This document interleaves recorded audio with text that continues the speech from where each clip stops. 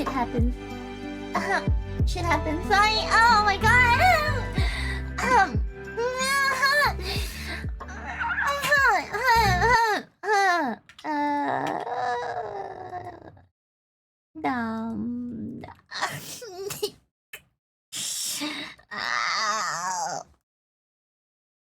Yeah, no, it was.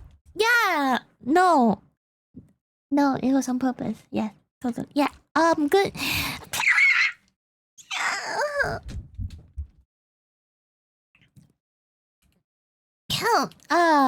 It was on purpose. Good morning, everyone. Good morning. I thank you, Duxter, for the 65 months of tier 2. Yeah, thank you. Well, what? Oh, what you doing over there? Oh, I'm just watching my favorite English VTubers. English VTubers. So who is it, UK? Mama J. Caroline. Natsume Mo. Natsume what? No, I'm watching Shari Novella. Who? Who? Oh, sure. You know, the Hololive. What the fuck is the Hololive? Jokester, thank you for the tier 2 of 65 months. Thank you. Yeah, I'm watching. We were doing novella. Yeah, so boomer. But let me go through the list of only squad people really quickly. Hi Dan, hi Jokester, hi Adolf. Surprise, no new chapter today. Hey Zaki, hey Drake Cock. Fuck you. Hi S-Neighbor, Brian's Glee, good to see you. Swain. Hi, welcome to the stream. Dr. Kaito, welcome. Seti, good to see you too. Welcome, Nate Civil, Killer Wolf. Hi, hey Creep, welcome to the stream. Classic Cosplayer. Hi, good to see you too, Chunks. Welcome, Dan Roy. Yes, hello. That was a chapter though? Wait, really? Because I scrolled away and I couldn't see anything. Oh my goodness. That was? That's so weird. Rare Breed, hi! Welcome to the stream. Don't worry about that. I apologize. I apologize because I didn't realize my mic was on. Oh shit. Hi. So welcome everyone. Hi Aki, good to see you too. Hello. Yeah.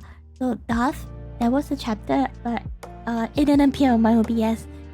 I am so sorry. Hi, damn it. It's okay. It's always you can slap it somewhere that I can read. But hi everyone, welcome to today's stream. Today is gonna be YouTube day, but at the same time, it's kind of say so because the first messages were that of the early squad that I saw were people talking about how did they come here, and my goodness, some old names were mentioned, and some people who were their previous persona was mentioned. Like someone mentioned, I think it was Danny boy. You mentioned that you came here when Zantria was still the loot commander army of the anti-loot army. Oh my gosh, that is so old school. Super duper old school. Hi. Damn, that was truly something. Then yeah, ALA commander. My goodness, you're there all the way through. You looked all the way until now. Damn. Saber as well. I remember Saber being from ALA army, but a major part of the ALA army. I think so. I did. Okay, I remember a few times I crashed into a stream. You know. Yeah. I think I just crashed in the stream once. Date? I don't remember any date. We had a date. I don't remember. Oh. I do remember going on a group date. And then oh my goodness. I was?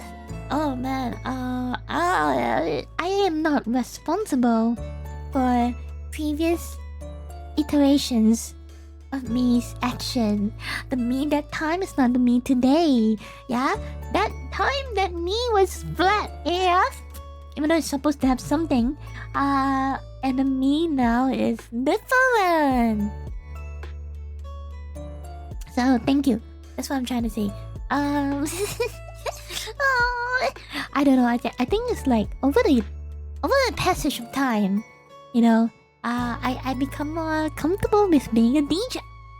Okay, that's not a statement I should be proudly proclaiming, but yes. But yes. Yeah, no, exactly. I'm on my 6th year. I'm on my 6th year, so it means by next year I'll be brand new me. Oh, yeah. So, wait, oh my god, I had to get used to my. Wait, really? Has it changed over time? I assume that right now I am more easier to understand. I hope, right? Yeah, I've changed quite a bit. Right now, it should be rather simple to understand. Because I know I changed and call. Matthew, thank you for the 8 months. Thank you. You have been collabing more, and that's so good. Thumbs up, thank you. Thank you. Ayo. Again, Matthew, thank you for the 8 months. Yeah. A lot in the new mic helps too. Okay, back then I was just using a Rode microphone. Yeah. And some lower end preamp. But now it's like a Rodecaster Pro combined with several plugins for more clarity as well. That's why it changes a lot of things, right? Dada! So, wait, I'm sorry about it. I'm just upset. What's a GW Recton of Warhammer 40k? What do you mean? I'm confused. I am confused, sorry. I don't have much issue with accents. How does Singapore accent language sound like? If somebody can just redeem that, then I will do it! I know many of you have a lot of points, so feel free to redeem. It's not can or not. Okay? Shut up. You shut up! Okay. Before that as well,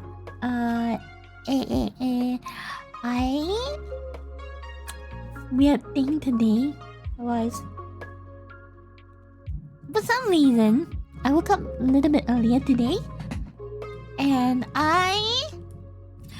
as I was going through my days, I woke up really early today. I woke up like 7 a.m. my time. 7 a.m. Because I decided to wake up to get some things done. So I did. And in the midst of getting some things done, hello, Michael-chan! I was curious about my Reddit. What's happening on Reddit? When I saw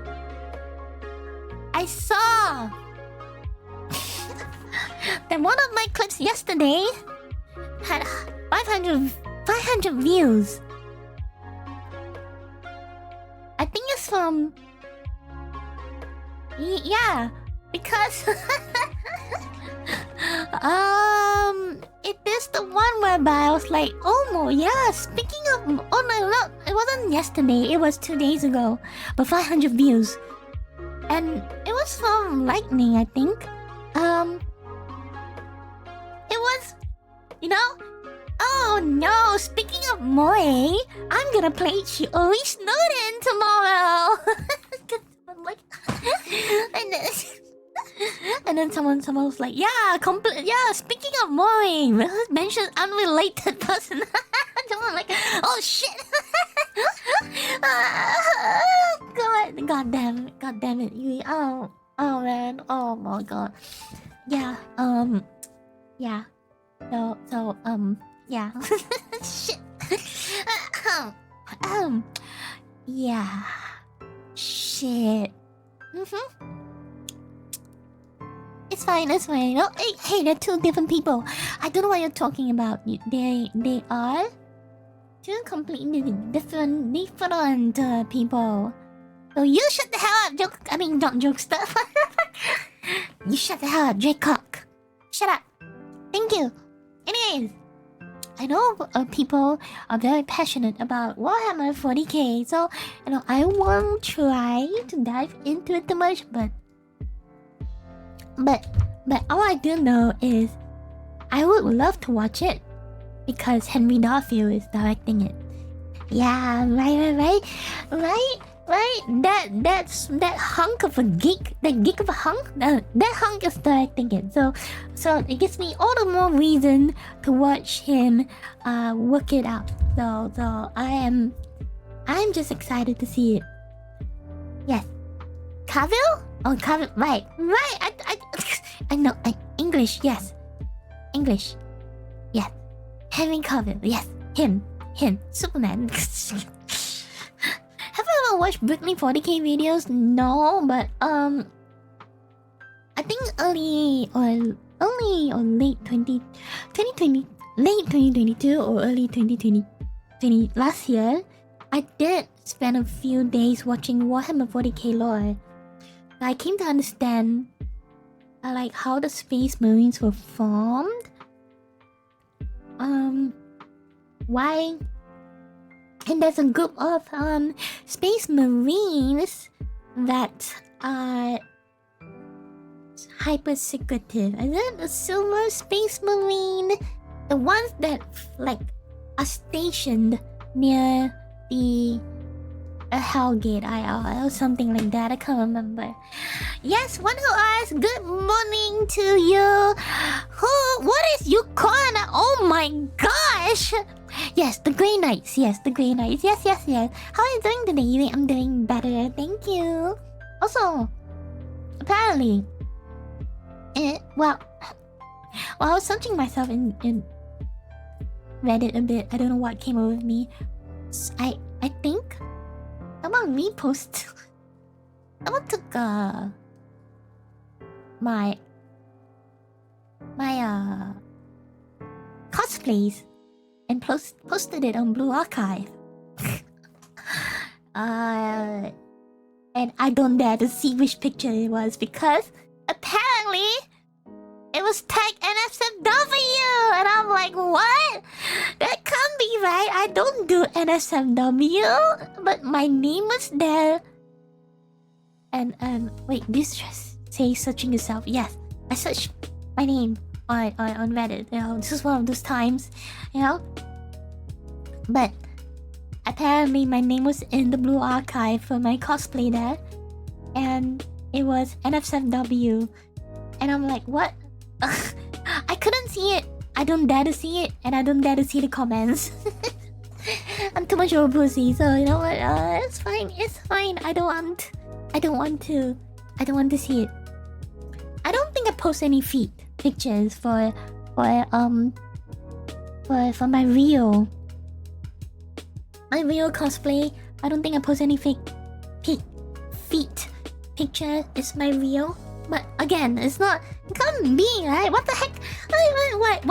Why is it NSFW? I never do NSFW cosplay. So I don't know what they did with it. But I don't have a Reddit account, so I can't even see it. So if you want to go and see it, you guys could see it. I have no idea what it is. I refuse to make one. Reddit is not a hole. Reddit is not a place I want to dive myself into. Yeah.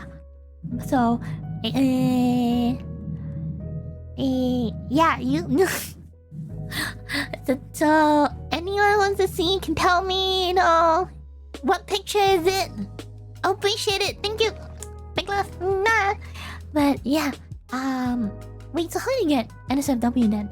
It was tagged NSFW, so I have absolutely no idea, like what happened or how it is over there. So yeah, that's it. Yeah, that's why. It's all goody. But thanks to that, I did find one of my clips having 500 overviews. So I guess that's pretty good. That is pretty good. Wait. No. I don't do NSFW, but I do have several NSFW animation that I have not and I do have stuff that I haven't released because I don't know, I couldn't find it. Wait, you see it? What? Oh god, what? Wait, why? Is it bad? Dan, is it bad? Wait, why? Why do you? Oh god. Dan? Is it bad? It's not. Okay, good. Okay. So I haven't found it. Wait, what do you mean, nah? Wait, what? Then why do you? Oh god, me? Are you blueballing me? Huh? Are you making me H1? No. Okay, trust. Okay, I trust you. Okay, but guys, I do have a culture in my Patreon, so if you guys want to see, now just eat into Patreon. Oh god, that's okay, that is not so bad then. Hi, yeah, some people so sensitive. Yeah. Okay, so it's not NSFW. It's just them being. Oh my god, so much boomer. Okay, I get it. I totally get it. No problem. It's tame. So it is tame. It's not as big as I haven't seen it yet, so.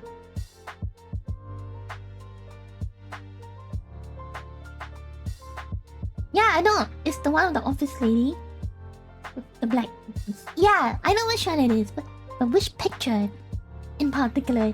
Can you screenshot and send me? Wink. Yeah? But Yui bubbles are the only reason why men are happy and so logical. Yes, understandable. I get it. That's why this makes people happy, right? They're about to remove this. Made us even more happier, right? They're about to do this. It's even better, right? I know. Okay, I get it. I do. Yeah.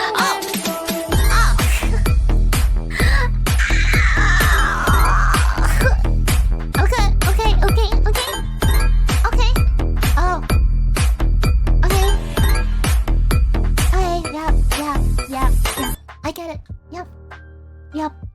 Okay. Yeah, I get it. I get what you like. Understandable. Okay, cool. Thank you. So it's that one. I don't recall releasing that to public, but yeah, that's I don't recall releasing that to public, but yep. You know what? I'm glad they like it. I'm glad they liked it. Okay, yep. That's all I'm gonna say. Yep. Yippee! Yeah. Okay. Yeah. I know that it's been. I know. Yeah. That people share my stuff, and you have to put the link to it. Oh, I did. Wait, I did? Oh my goodness! Hi, I don't even remember myself posting shit. Oh my goodness, I'm dumb. Thank you.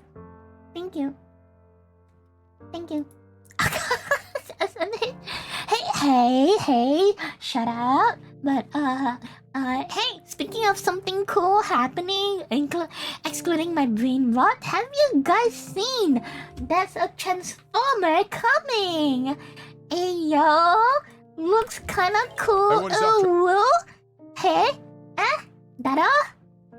Can you see this? So it's a transformer without any of the human people. So basically superior transformers, and it looks, I don't know, I don't want to see about it yet, but let me just change my title. YouTube time, let's go. I'm gonna make it big.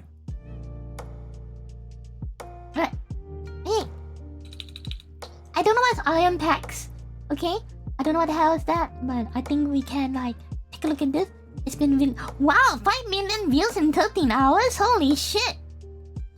So I don't know the context of this. Chris Hemsworth as is gonna be who? And who? It's nice to see Scarlet.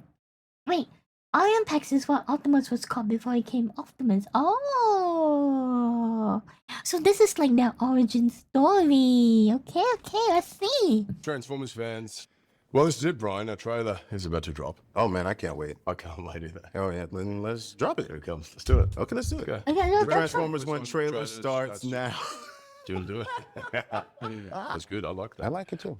The Transformers 1 trailer starts now. So, how long do you think we'll be here? I'm not talking to you. I don't talk to you. You know what? We are so screwed. I thought you weren't talking to me. You two, come with me. Report to Waste Management. Okay, it's not an original VA, but it's fine. I'm actually working on some nicknames. The one I'm floating right now is Badassatron, which is actually pronounced Badassatron. Ah, nice. We're gonna call you these. Oh, he's Bumblebee. I know we're just lowly worker bots who can't even transform.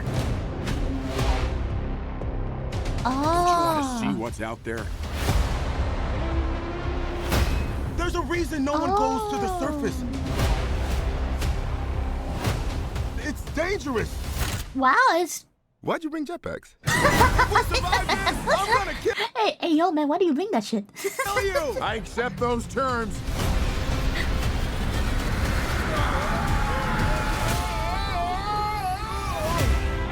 This feels so Marvel, and I love it. It's beautiful. Oh. Nigga You have proven yourself worthy. Take these. Hey, that's the Transformers voice. Potential.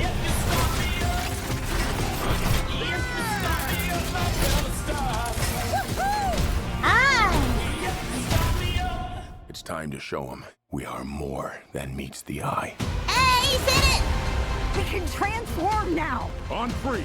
On three. Dumbasses. It's working. Where's my head? How do we use these things? Ooh, nice. I need wheels. Oh. Nice.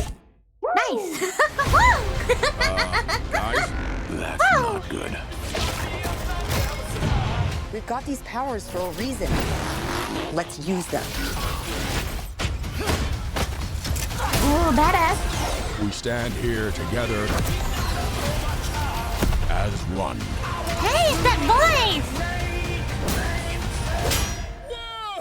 Whoa. I got a battle mask! It appeared with this guy. Knife hands? I can Ooh. see that. Nice.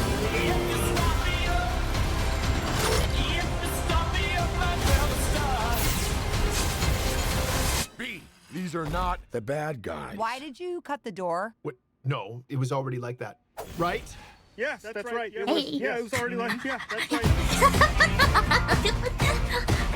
Wow, this has Guardians vibe all over it, and I freaking love it. Oh man, I'm sold. I will watch that shit. I will watch the shit out of this thing. I am sold. It's like they incorporated all the good parts of what makes a solid Marvel movie and made it work with Transformers. The shift turn of stupid Michael Bay's explosion just turned into what seemed to be like Guardians of the Galaxy, and it looks pretty fun. I mean, these are them before before who they were in future, or the ones that we know. So I pretty much like it. I hope they maintain this kind of theme in future movies of Transformers. Yeah. Or they remake the Transformers series. That'll be pretty fun, I guess. I am sick of Michael Bay explosions, man. Okay. Wait. You gotta think, look, ass? Wait. Ew, ew, what's wrong with you, ew? Yeah, you're right. Nobody shares your opinion! So, yeah. Yeah, I haven't got on Peter Cullen's Optimus voice, but wasn't his voice... I heard his voice there too, wasn't it? Wasn't it? Wasn't it? Some parts of it, I could hear it. His voice. I think like somewhere in the end as well. Yeah, there's a few of his voice definitely paying homage to him. Oran didn't sound like Prime. Another person, kinda. He had a line. He had a line or two, right? Use them. Yeah. You hear? We stand here together There. as one. There you go. Is that not his voice? I feel like that was his voice. So, kudos to this people that they are paying good home. It's not? Wait, that's not his voice? Close. Okay. I mean, we have to see who can sound like Prime because Peter Cullen ain't gonna be around forever, and I don't want AI doing that. Yeah, but look at that. Chris Hemsworth. I guess he's Optimus. Brian Lee and Scarlett Johansson. Wow. Some cast of the Avengers actually coming together once again. Pretty cool. But still, very for you. Would probably watch this twice. Probably. All I hope and hope is that I have enough time. Let's see when it comes out again. Wow, this year? 5 months? Wow. In 5 months for September. Hey yo, that's quite soon. Damn. That is very soon. Something to watch. Pretty good if it comes out on your birthday on September. Which September again? But I like to think about one thing. It's like I noticed that mostly like two big shows that I was super hyped for, not Marvel. Recently over the years, was Top Gun, and this now.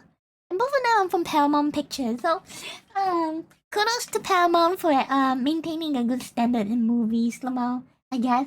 I think. Is it? Yeah. Probably. Yep. 9th September. Each is 10th September, right? Did I win the 50-50? Did I win? I feel like I did. Did I win? Ish? I did. I definitely did. Right? I most definitely did win 50-50. So you're on the 10th of September. Right. Hell yeah. Alright. Wait, I'll admit that I definitely prefer the way Megatron looked in the OG cartoon. This canon. Well, this is before that OG cartoon as well, right? Wait, does that mean the OG cartoon is Orion? Is that the one? You mean the OG cartoon, it wasn't Megatron? I mean, what? He wasn't Optimus Prime yet? He wasn't? I can't remember anything. The OG cartoon is not Orion. Orion. Right, I know how to pronounce. I definitely know how to speak. Cool. Alright, but there's a reason why today I'm cutting my distractions a little bit shorter today, because there's 3 videos I would like to watch. 2 of them relating to the theory of time being relative, because I couldn't understand the concept of why time can flow differently in certain parts of the universe. I thought time is a one constant flow physically, not how you perceive it, but how it physically like moves, you know? So, to understand this, I have taken 2 videos from a fan to explain to me how this shit works. So the very first video is this. It's from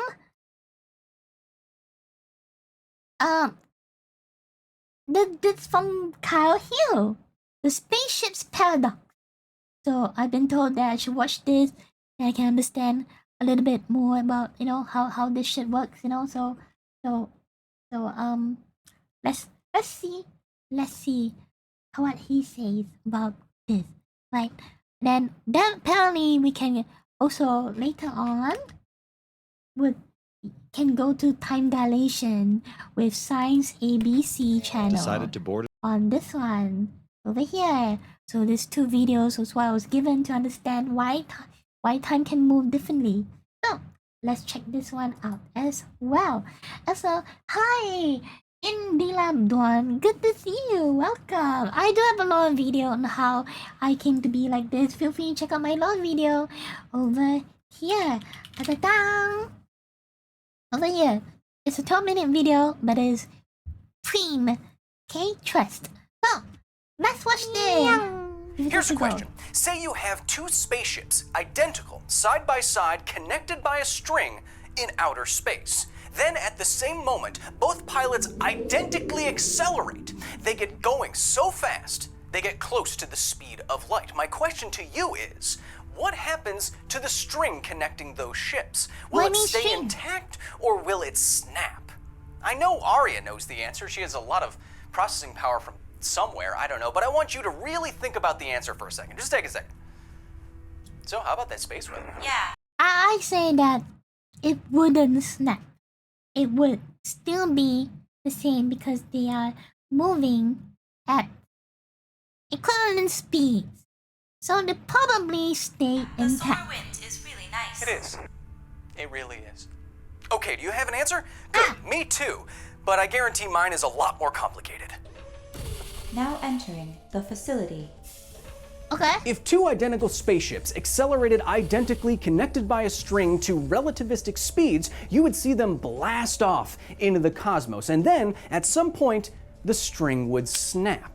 This presents a paradox, Bell's paradox, in fact. There is no apparent reason for the string snapping. There's no apparent force on it. It's as though the ships are getting further and further apart as they travel, but we see them staying the same distance apart. What is going on here? Well, to answer that question fully, we have to get basic. Really? Like even more basic than a North Face jacket and Ugg boots. You know who you are. Basic, like space-time. Where are you right now? You're probably at home, which I'm in Yencho Shakai, in Isekai World. Resides within a country, I'm willing to bet, which is on a planet called Earth. I'm just guessing, which is in the Milky Way galaxy. And maybe within the observable universe, right now. Call it a hunch. But how would you show me where you are in space-time? Well, let's graph it using what's called a Minkowski diagram. So let's have 2 axes, y and x. On the y-axis, we have time, and on the x-axis, we have space. Now, if you were to graph my position right now in space-time, from my perspective, I'm not moving. So I would appear as a vertical line. I'm not changing in space, I'm only changing as time goes towards the future, up and up. If I started moving at some constant velocity, my line would shift to look something like this. These are called my world lines, or possible world lines. They describe where I can be in space-time. But of course, I can't go anywhere in space-time because there's a hard limit on how fast I can go, the speed of light. If we add that limit to our diagram, say a dotted line at 45 degrees to make it easy, we now have a light cone that acts as a boundary for all my possible world lines. This defines every place every Kyle could possibly be, past, present, and future. Now, without getting too complicated, if you were to... I like how he has 3 icons of his past, his current, and then the future being some kind of like toy guy, like... And future. like toy. It's pretty nice, huh? Now, without getting too complicated, if you were to start moving really, really fast and approach the speed of light, your space-time in these diagrams would warp to accommodate the unchangeability of the speed of light in all reference frames. And this warping is actually the key to solving this paradox. Is it because as you move closer to the speed of light, you warp the fabric of reality around you, hence time kind of fucks up as well? Is that why there's like the speed of light is considered the constant gradient. Once you cross over it, time becomes different? No? No, let him explain. Kevin, did you fix the locking mechanism on this thing? Yes, Arya, I'm not moving. Very funny. There we go. Hey, guess who's feeding the snakektopusses for a month? Take a wild guess, Kevin. When I'm not moving, you and I will observe the same thing. I'm glad. Nothing weird going. I'm pausing to say that I'm glad that, you know, he has a punching bag. You know, his is Kevin and mine is Draco the shit. But once my facility hyperrail starts approaching light speed, our observation of each other will start to diverge.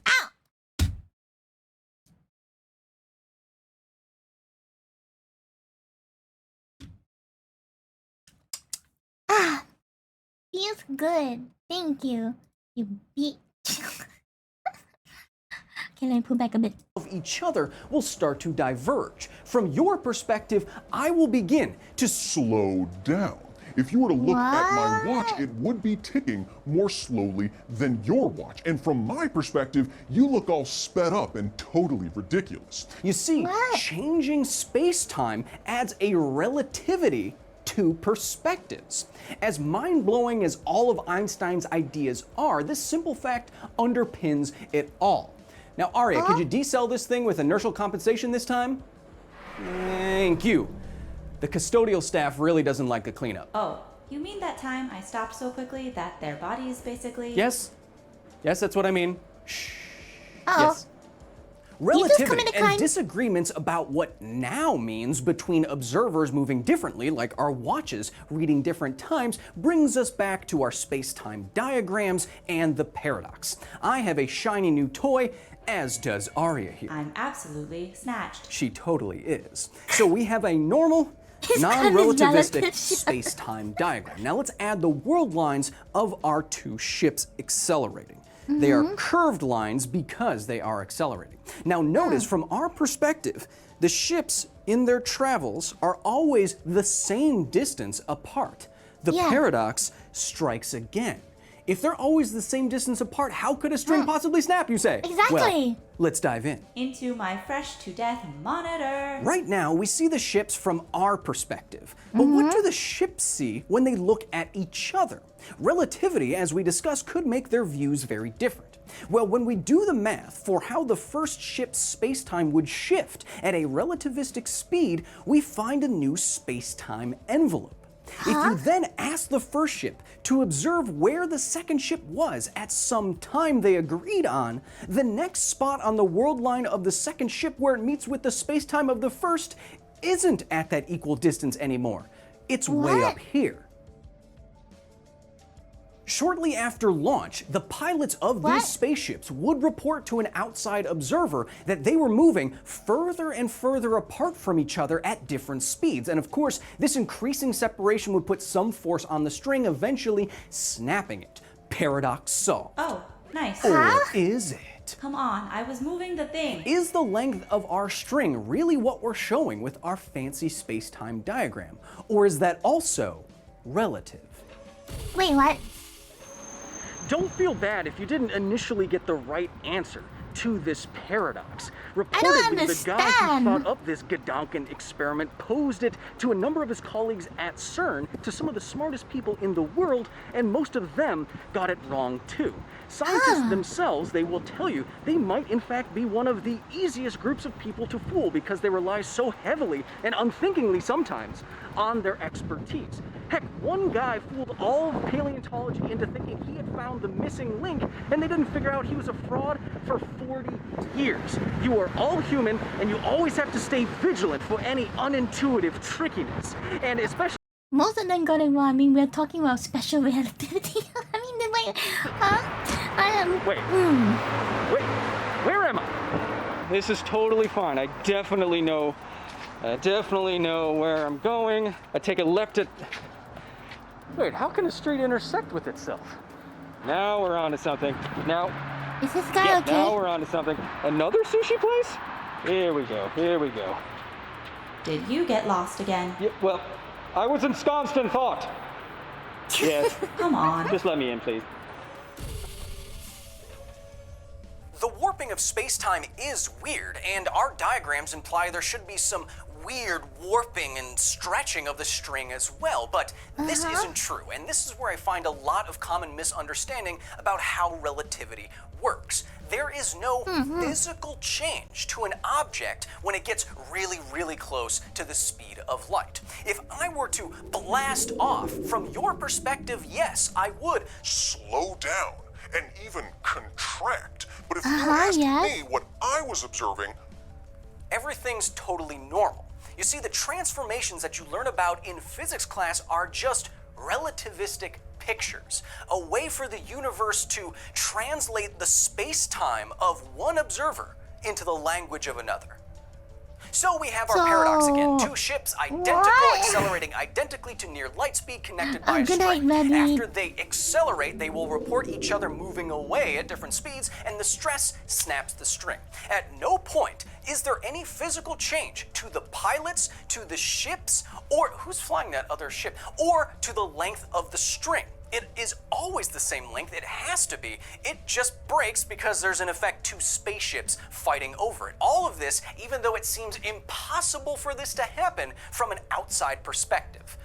Paradox solved. Really? Or is it?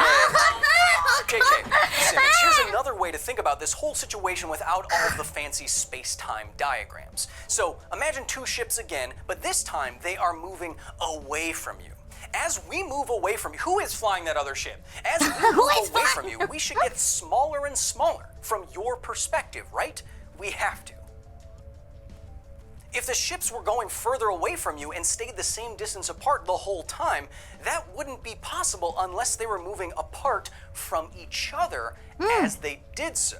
Similarly, the only way the spaceships in our paradox can remain the same distance apart during travel as space-time warps is for them to actually separate in a different frame of reference, relatively speaking.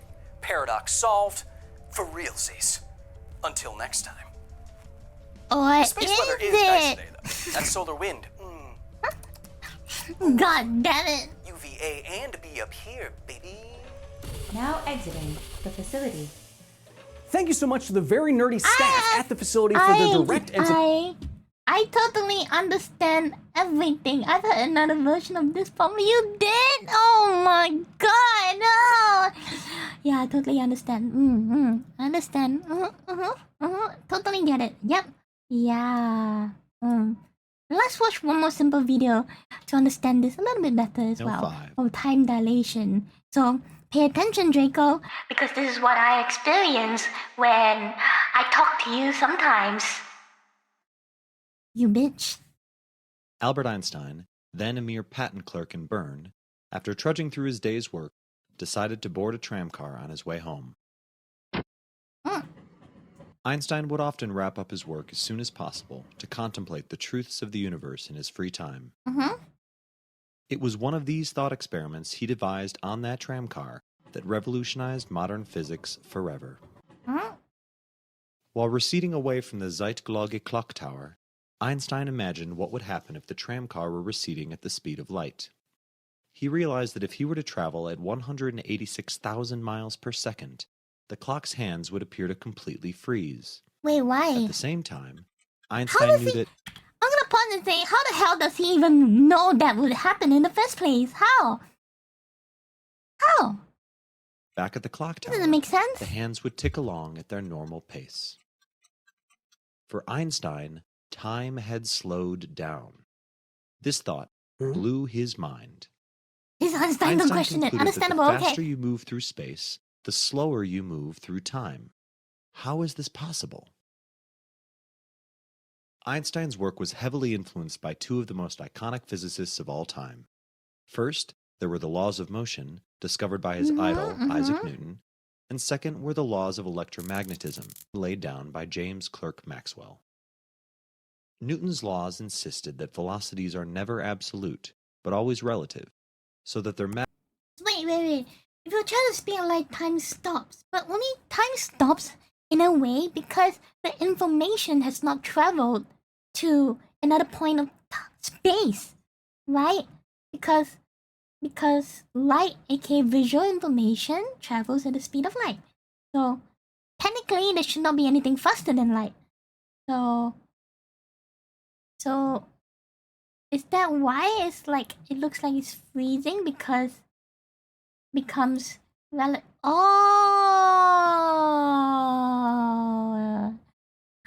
I don't want to get into quantum stuff.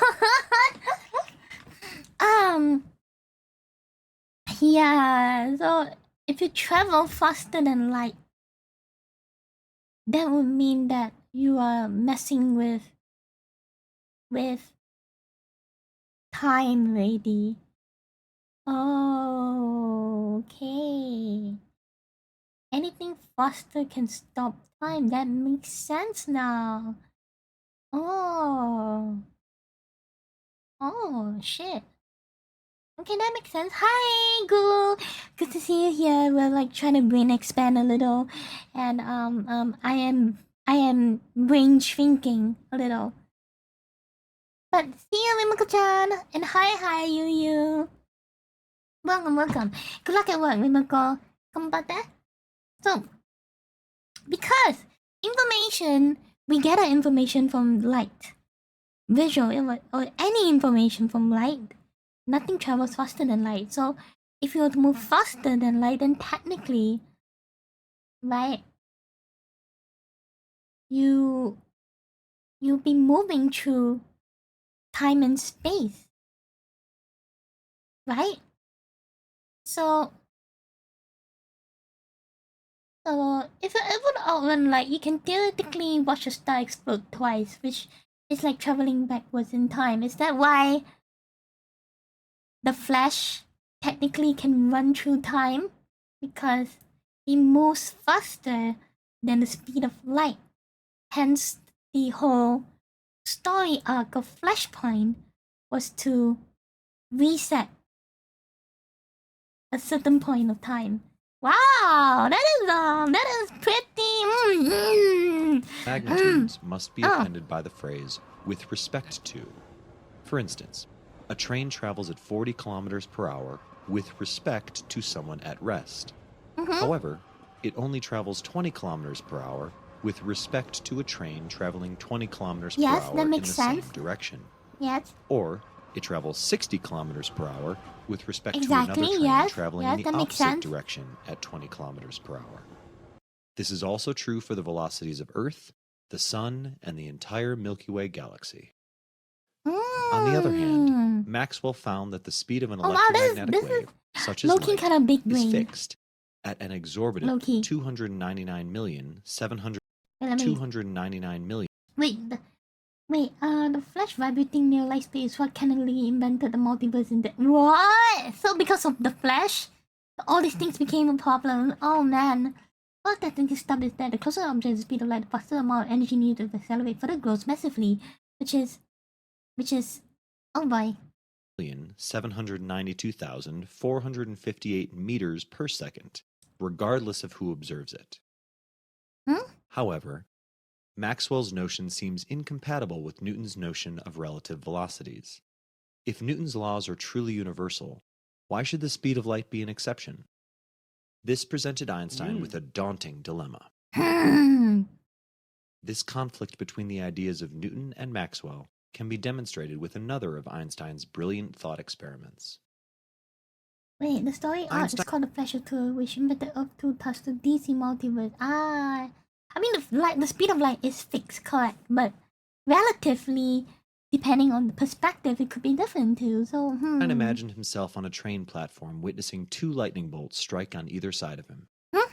Now, because Einstein stands precisely in the middle of the two strikes, he receives the resulting beams of light from both sides at the same time. Yes. However, things get more complicated when someone on a passing train views this event while whizzing past Einstein at the speed of light. If the speed of light conforms to the rules of relativity, then the person on the train wouldn't witness the lightning strike simultaneously. Logically, the light closer to the man on the train would reach him first. But light travels too A quickly, measurement so... of the speed of light made by both men would differ in magnitude. This would contradict an apparently fundamental truth of the universe. Einstein had to make a difficult choice. Either Newton's laws were incomplete, or the speed of light was not a universal constant. That light is not a universal constant. Einstein realized that the two notions could coexist with a small tweak in Newton's laws. Mm-hmm. To get rid of the discrepancy in the measurements, Einstein suggested that time itself, for the man on the train, must slow down to compensate for the decrease in speed, such that the magnitude remains a constant. Einstein called this a...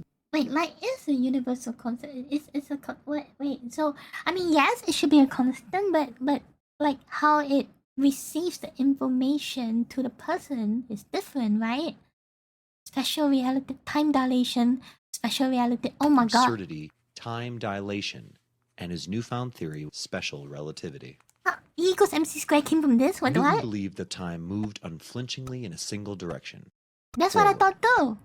Einstein, however, had just realized that time stretches and contracts, varying with velocity. Due to its malleability, time, like space, deserved its own dimension. In fact, Einstein claimed that the two were one and the same. Together, they formed a four-dimensional fabric or continuum called space-time. Oh my god, upon no! which Oh, the my mundane brain! events of the universe will unfold. Einstein suggested that massive objects like the sun didn't pull bodies like Earth with a mysterious, inexplicable tug, but rather curved the fabric of space-time around them, forcing Earth to fall down into this steep valley. Oh. A highly simplified analogy is the dip in a trampoline made by the of a bowling ball. If a marble were placed on that trampoline, the marble would immediately roll towards the bowling ball in the center. Yes. This is also true for Earth's gravity. We are pinned to the ground because space, so distorted by the Earth's mass, pushes us down from above. However, the slump in the fabric around Earth is not uniform, and Earth's gravity grows more intense as we move towards its center, where the curvature is at a maximum. Wait, that's why time slowed down behavior. Also, in other words, Chad, time almost stops right near your mom. Oh, fuck. Therefore, like the marble on the trampoline, an object that falls towards the Earth accelerates as it races towards the center of the planet. It falls faster when just above the surface than it does, say, when it is slightly above the atmosphere. But hey, according to special relativity, the faster you move through space, the slower you move through time. But shouldn't it This be the means same? that time runs slower on Earth's surface than it does above the atmosphere. Oh, this doesn't make sense to me. Now, because different planets have different masses, and thus different gravitational strengths, they also accelerate objects at different rates. As we have learned, this means a variable passage of time. This is what happens in the movie Interstellar, when the protagonists land on a planet in the proximity of a black hole. The gravity on the planet is so severe that 1 hour on the surface is equivalent to 7... It was exactly this. It didn't make sense to me because, like, shouldn't gravity is just gravity, so... Does it really move differently on different planets? Is that how it is? That doesn't make sense. So, like... Huh? Gravity warps time. Wait, yes, it does? But should that be a universal constant? I mean, I know that's what he's explaining, but I just can't get it. Oh my gosh. 7 years on Earth. To understand how motion affects time, let's consider the simplest timekeeping mechanism. A second passes each time the photon... Wait, so... Okay, so gravity pulls mass warps space-time, time and light. So, well, astronauts... So, astronauts are instantly now know age more slowly than everyone on Earth. That's why. Is that really true? Because they're constantly rocketing around at orbital speed. So, wait. So, it is... So that's why accelerating to the speed of light warps your time and space. But, let's say, if you were in a spacecraft moving through the speed of light at warp speed, you technically still age in the spacecraft, right? You don't... Time outside stops, but inside time still flows, right?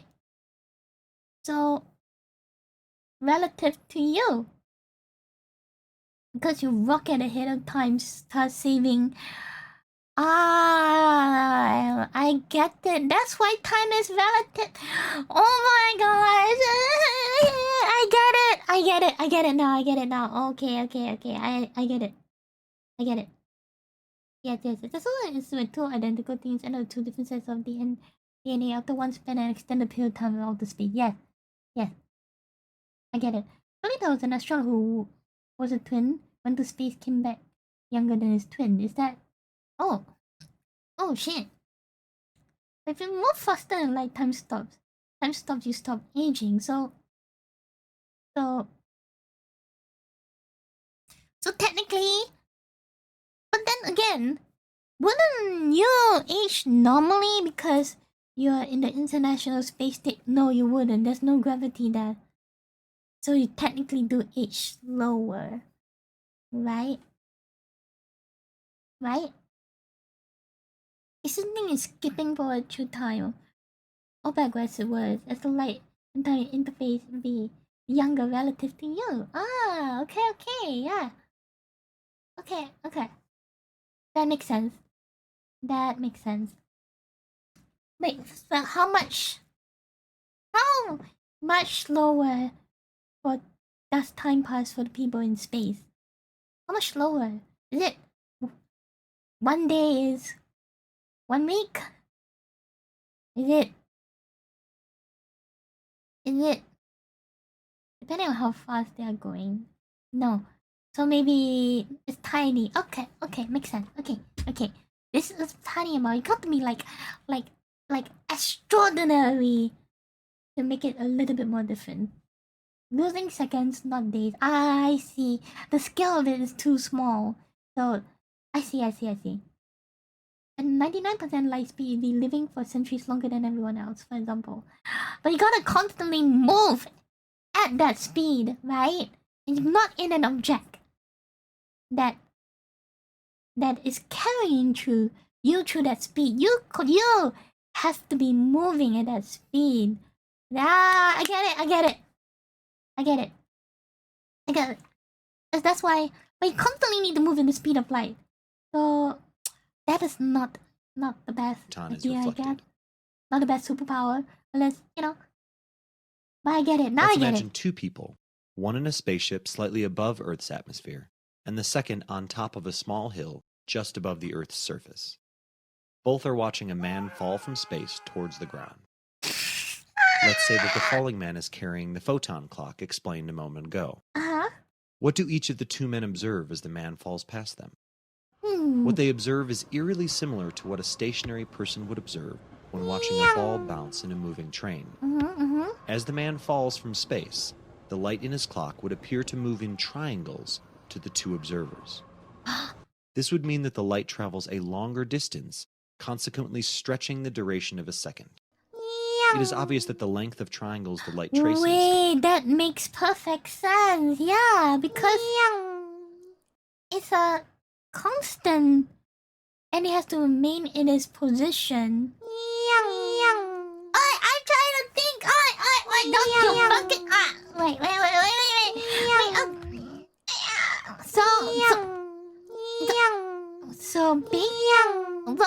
Basically...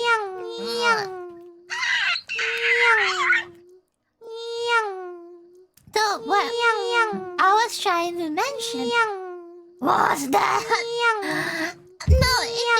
because it's a constant with it needs to go with the speed and velocity. So it looks like a triangle because it's constantly moving in between.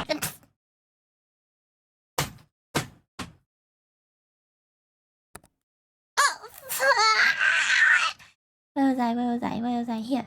As it races towards the center of the planet. Yeah. It falls faster when just above the surface than it does. Oh my god, say, what was when it I? is slightly above. Yes. So, special relativity. Right. Here, right? To understand how motion affects time, let's consider the simplest keeping record. Second path people. One in a spaceship slightly above Earth's atmosphere, and the second on top. Oh shit! Did we just travel back in time? Oh my god! I don't know what happened. Oh my god! Yeah. So, shit. So what happened? The small hill just above the Earth's surface. Fuck up, just because you're successful once doesn't mean you do it. Be successful again. Okay. So that's why it's relative, because as it's trying to Both are watching maintain, the man fall from space towards the ground. it's maintaining its Let's say that the constant falling man bounce is between carrying its the two photon walls. clock explained a It's moment going ago. through it. What do Hence, each of the two men it observe as the moves. man falls Like, past it looks them? like a triangle, so because What they observe is eerily similar is to what a stationary person would observe relative when to the watching a ball perspective bounce of in the a moving viewer. train. As the man falls which from is why the space, the space-time light is relative. I did not understand why they said time is relative, but I didn't get it. I didn't get it at all. Like, what? Relative to what? Relative to your perspective and perception. in his clock would appear to Now move it in makes sense. triangles to the two observers. This would mean that the light travels a longer distance, consequently stretching the duration of a second. It is obvious that the length of triangles This thing made me realize, other people was trying to explain to me, and I'm like, what the fuck? I don't get it. No. as the light traces, Now I and therefore get the it. duration of a second is proportional to the velocity of the falling man. Yeah. When we recall that objects closer to the center of the planet fall faster, we can determine that time would appear to pass slower to the man on the hill than it does to the man in the spaceship above. Of course, the difference is infinitesimal. The difference between the time measured by clocks at the tops of mountains and at the surface of Earth is a matter of nanoseconds. Oh. Time dilation affects every clock, whether it relies on basic electromagnetism or a complex Yeah, I combination didn't of picture to electromagnetism understand. and Newton's laws of motion. In fact, even biological processes are slowed down. Yes, that's right. Your head is slightly older than your feet. Yeah, but it is like, what would Nichi Sanji say? It is negligible. Okay, thank you. It is negligible. Ha. Now I get it. Thank you to the people who sent me this video. I get it. I understand now, and now with that, we all should start watching The Three Body Problem. This is a very surprising sci-fi series that does talk about all these kind of things and how it's kind of weaponized against it's very nice. It's a very, very unique thing which talks about the cosmos and theory of the cosmos, the dead forest theory or the dark forest theory, and why some people do not contact. Why aliens don't really contact us? There's like a few theories out there, but this one is one of those that really makes me big brain a bit. And I watched season 2 of it in Bilibili, with the Minecraft kind of thing. So I kind of understood, like, how could humans potentially fight a more advanced civilization?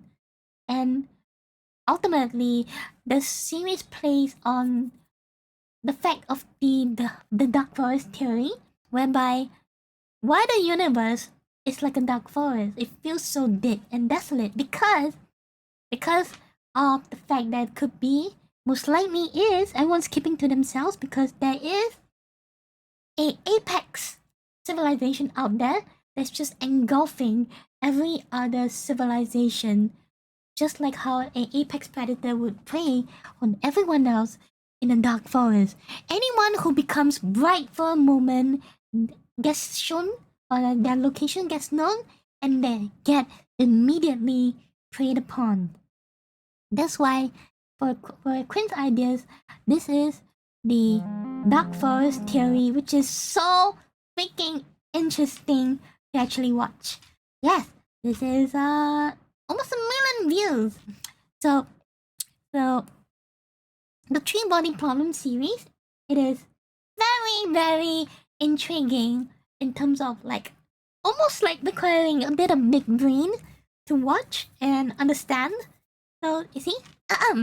Warning, this video has spoilers. Sing Children, members of Earth's Path trilogy, describes the journey of mankind through 8 distinct eras. The Common Era, this is currently what we're happening.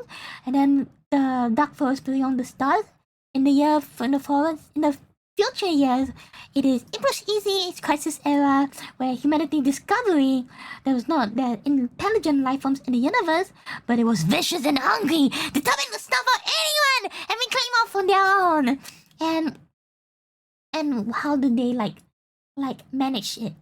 Pretty damn big brain because the knowing how it leads to the main protagonist how he handled the problem was so big brain that just makes me gush over him. Like while the aliens and everyone was playing 3D chess, this guy was like thinking in 4D, man. And it's apparently not like a physicist or just smart.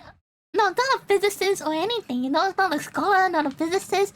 He's just a guy who is so logically smart. And I've not seen the term of or seen anyone practice this thing called being so logically smart to just outwit an entire alien civilization. So it's like oh my goodness, it's freaking genius, actual logical genius. And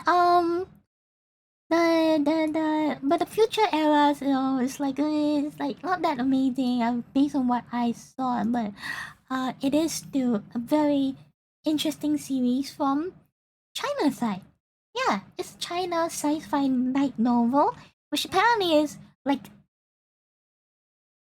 the most popular light novel series from them.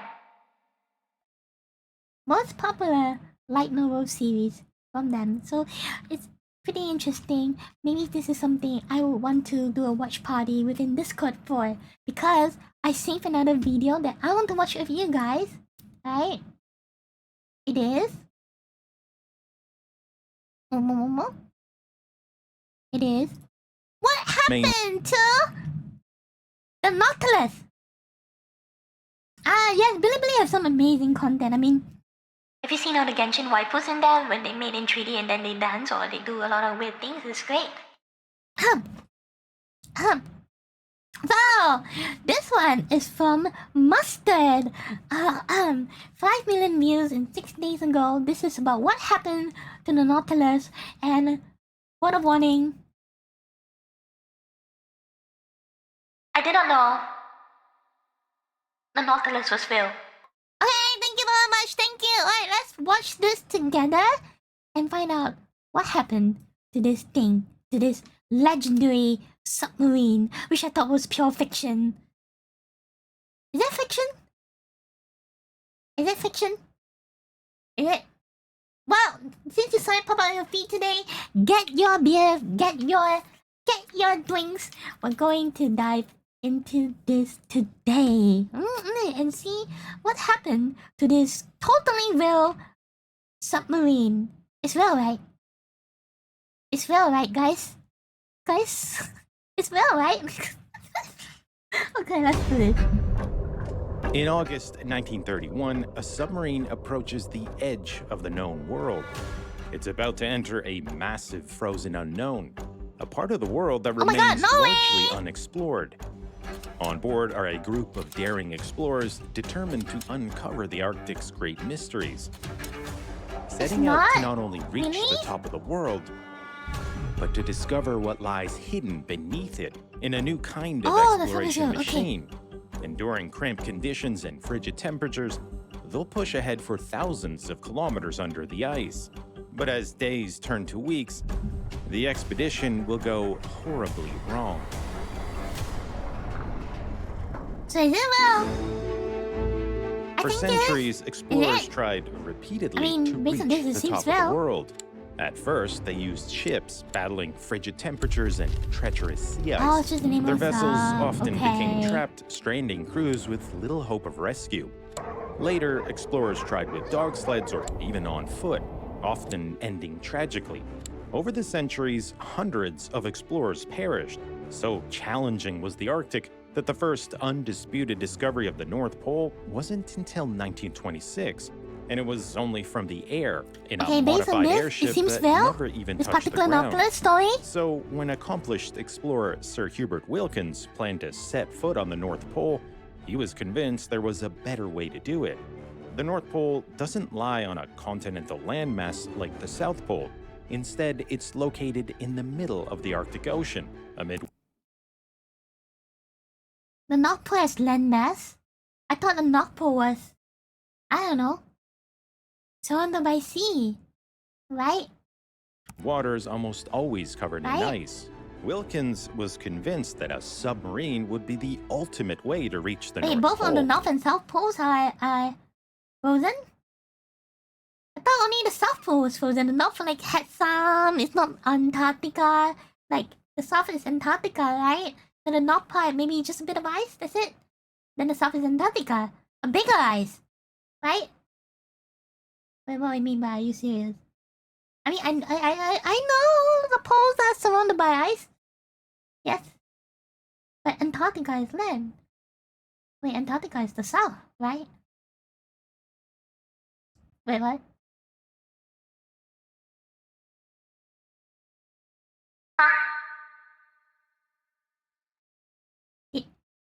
Yeah, Antarctica is the South. That's what I said, right? Right? Both poles are cold, yeah. But one side is bigger than the other, right? Right? Right? Antarctica is like the biggest ice caps. North side is not as big as Antarctica, right? I'm definitely right. Thank you. Fitted with the latest scientific equipment, it could help solve the Arctic's great mysteries. Wilkins would set off in the summer, first sailing across the Atlantic, then all the way up to the Arctic Circle. From there, his expedition would head Wait, that's Norway. Oh, the North Pole is that huge? Oh. west, spanning over 3,000 kilometers. Over 6 weeks, he'd zigzag underneath the ice, emerging from the deep through any openings, before finally ending in Alaska. To fund the expedition, Wilkins put up his own savings and raised money from wherever he could. He lectured day and night, and even wrote a book outlining his ambitious plans. But it still wasn't enough. He'd need serious backing. And one sure way to get it was to turn his scientific pursuit into a media sensation. A voyage under the ice was the kind of thing that would sell out 1930 newspapers. shit. So Wilkins made a deal with newspaper magnate William Randolph Hearst, a man with a flair for sensationalism. Hearst would get exclusive publishing rights, and Wilkins would get his funding. And to create even more buzz, Hearst orchestrated Wow, for isn't Wilkins this a to meet lot of money back in the 1930s? That is a heck lot of money. That's like a few $1 million at this point. at the pole with a second expedition. The massive airship Graf Zeppelin would fly overhead just as Wilkins emerged from the ice, captivating the public with headlines of the pole being conquered from above and below. If he could pull off the stunt, Hearst offered Wilkins a $150,000 prize. All that was left was to find a submarine. I didn't know submarines existed all the way in the 1930s. In the Nautilus, a retired World War I era tech sub that had been heavily modified by renowned naval architect Simon Lake. And it would have to do what no submarine had ever done before. The voyage would be fraught with danger, including the risk of a collision with the sea ice. So Lake reinforced the Nautilus's bow with heavy steel plates and concrete, and added a hydraulic impact absorber to soften the blow. But the ice above could also prove deadly, so Lake fitted the topside with sledge runners, which would allow it to slide along the bottom of the ice, much like a toboggan. A hydraulic retractable guide arm would also keep a safe distance from the hazards above. The Nautilus could be confined under the ice for days at a time, but it would eventually need to surface to take on air and recharge its batteries. A lack of openings in the ice could doom the crew. So Lake innovated a series of drills capable of boring through the ice, allowing the Nautilus's crew to drill through up to 20 feet to reach the surface. Whoa. In place of the original torpedo tubes, Lake added a pressurized diving chamber where the crew could lower instruments to the ocean floor or... Wait, do you see that? Do you see that? Wait, I'm gonna, wait. You see that? There's something lurking in the bottom of the sea. Wait. What is that? Huh? What are you? You look like food. That's what. Looking like some delicious food. Oh, wait, what? Oh, thank you. You for 100. I hope your day goes well. Much love to you. Much And love. just Thank want you. to say thanks for being this ghost catter's friendo. I hope chat gives you lots of love. You can do it, TTS-kun. Come on. Yeah, finish it. Don't leave me hanging. Just finish, Just, Fine. I'll finish it myself. Lots of love and support and no longer bullies me. Thank you. Thank you, chat. I know my chat love me, and I love my chat too. But not that I would ever... I mean, I know they're just trying to be mean to me to just show me some affection. Yes, I know. The more you bully me, the more you love me. I know, that's just how it is. Yes. Thank you. I'm good. Hey, that company, welcome. No, I don't care about you. You can fuck off. Okay, back to the... I can... Sweaty, unbend this bitch and, no. Remember to unbend this bitch in 3 minutes. Thank you. Wait, what? I know you love me even though you kill me in VR chat all the time. I don't kill you, Saber! What do you mean? I don't kill you. It's just 1 or 2 occasions. It's not all the time. Next video! I love you guys. I love you, Saber. Mwah. Or instruments for the ocean Continuing the video. floor or conduct dives. In all, Simon Lake made dozens of Please stop staring at me. modifications. Originally built for World War I, the Nautilus would now have to battle Mother Nature. On March 16th, 1931, as the expedition prepared to set off, Wilkins put on a brave face for reporters. The men are just having things on board now for the final inspection before leaving the dockyard. We expect in about 6 or 8 months to have made the trip 2,000 miles under the ice, starting from Spitsbergen somewhere about the 1st of July. But Wow, deep it's down, 2000. Wilkins was worried. So, He feared 20,000 many leagues of the under the sea is kind of different, huh? Just added an extra 0. Sub's novel features were unnecessary, even dangerous. He had reservations about the sledge runners, the ice drills, and the shock absorber, which he worried would actually lodge itself into the ice, trapping the Nautilus beneath the surface. Wilkins insisted on installing a photosensitive electrical cell to measure the thickness of the ice above, so he'd know where to surface. But Simon Lake denied the request. The Nautilus was Lake's submarine. He's the one who leased it from the US Navy, and he had the final word on any modifications. Ah, so I see the problem now. It's about who owns this shit has final say. Hiya. Just like sometimes how you want to do something, then your parents deny you because they have the final say to whatever you do in life. Yep, I get it. Vaguely synthetic. Hi. It's been a while. I've been innocent totally. Today, I'm so innocent that today I'm learning and studying history. Wilkins merely subcharted it for the expedition. There was little he could do but accept the submarine as it was.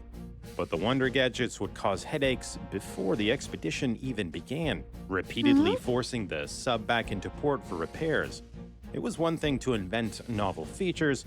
Trying to retrofit them onto a tired old sub created all kinds of issues. Oh, so it wasn't a Confirming pin time Wilkins' thing, worst huh? fears, the ice drills didn't even work during testing, and a Oh, separate boy. engineering firm was called in to try to figure it all out. Oh boy. The weeks turned into months, and Wilkins was beginning to feel the Thank you, pressure. Sadie. If the Nautilus was to meet the Graf Zeppelin at the North Pole, time was of the essence. Otherwise, Wilkins would lose out on Hearst's prize money. By June, Wilkins had had enough. Mechanical issues be damned, it was time to get going. Oh boy. Oh boy. The journey across the Atlantic was grueling. I'm scary The tiny even. sub was easily tossed around by fierce North Oh Atlantic god, storms. that's fucked up. The crew I were wouldn't dare. If I was like in that situation and a crew member, I'll be like, you know what?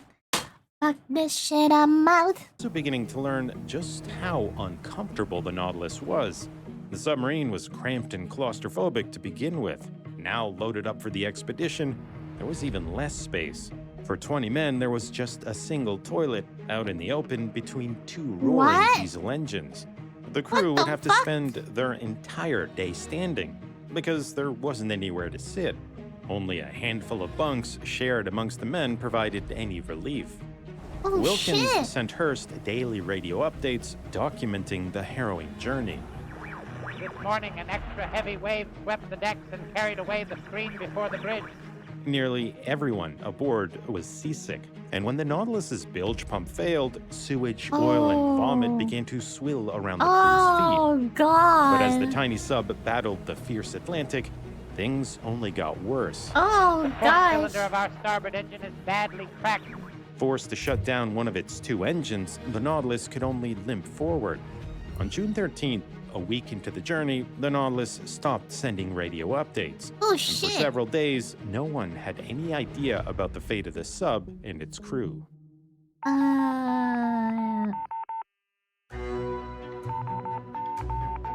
On June 15th, the battleship Wyoming found the Nautilus drifting aimlessly about 1,000 Wyoming, kilometers I know that northeast of the shit. Azores. Both engines had failed, and the batteries were dead. Wilkins would now face the humiliation of having his sub towed the rest of the way across the Atlantic. Worse still, 4 crew members quit, and the course they Nautilus would. once again needed major repairs. Of They would take course. weeks for replacement parts to arrive from the United States. It meant there was no longer enough time to catch up with the Graf Zeppelin, and in a stunning blow, Wilkins could no longer claim Hearst's prize money. The media also turned against him, running No, headlines that no. openly mocked his expedition. Wilkins was under mounting pressure. His submarine He sure didn't was. work, his crew was demoralized, and winter was fast approaching. At this point, just about anyone else would have thrown in the towel. But this was Sir Hubert Wilkins. Even months behind schedule, Wilkins pressed ahead. On July 28th, the expedition finally left for the North Pole. The Nautilus was still riddled with problems, but the crew had gotten used to making repairs on the go, and any major issues were fixed during scheduled stops. By August 15th, the Nautilus had reached the last inhabited land before the Arctic, and Wilkins was finally sending out upbeat progress reports. And on the 19th, the Nautilus reached the first ice floes. To celebrate, the men were given a break from the cramped conditions and began collecting scientific data. Back home, Hearst relayed fascinating new discoveries, like a warmer layer of water deep below the surface thought to be vital for predicting weather. After traveling a week in the ice, the Nautilus reached 82 degrees north, further than any vessel had ever made it under its own power. It looked like Wilkins would actually do it. He would travel 1,000 kilometers under the ice.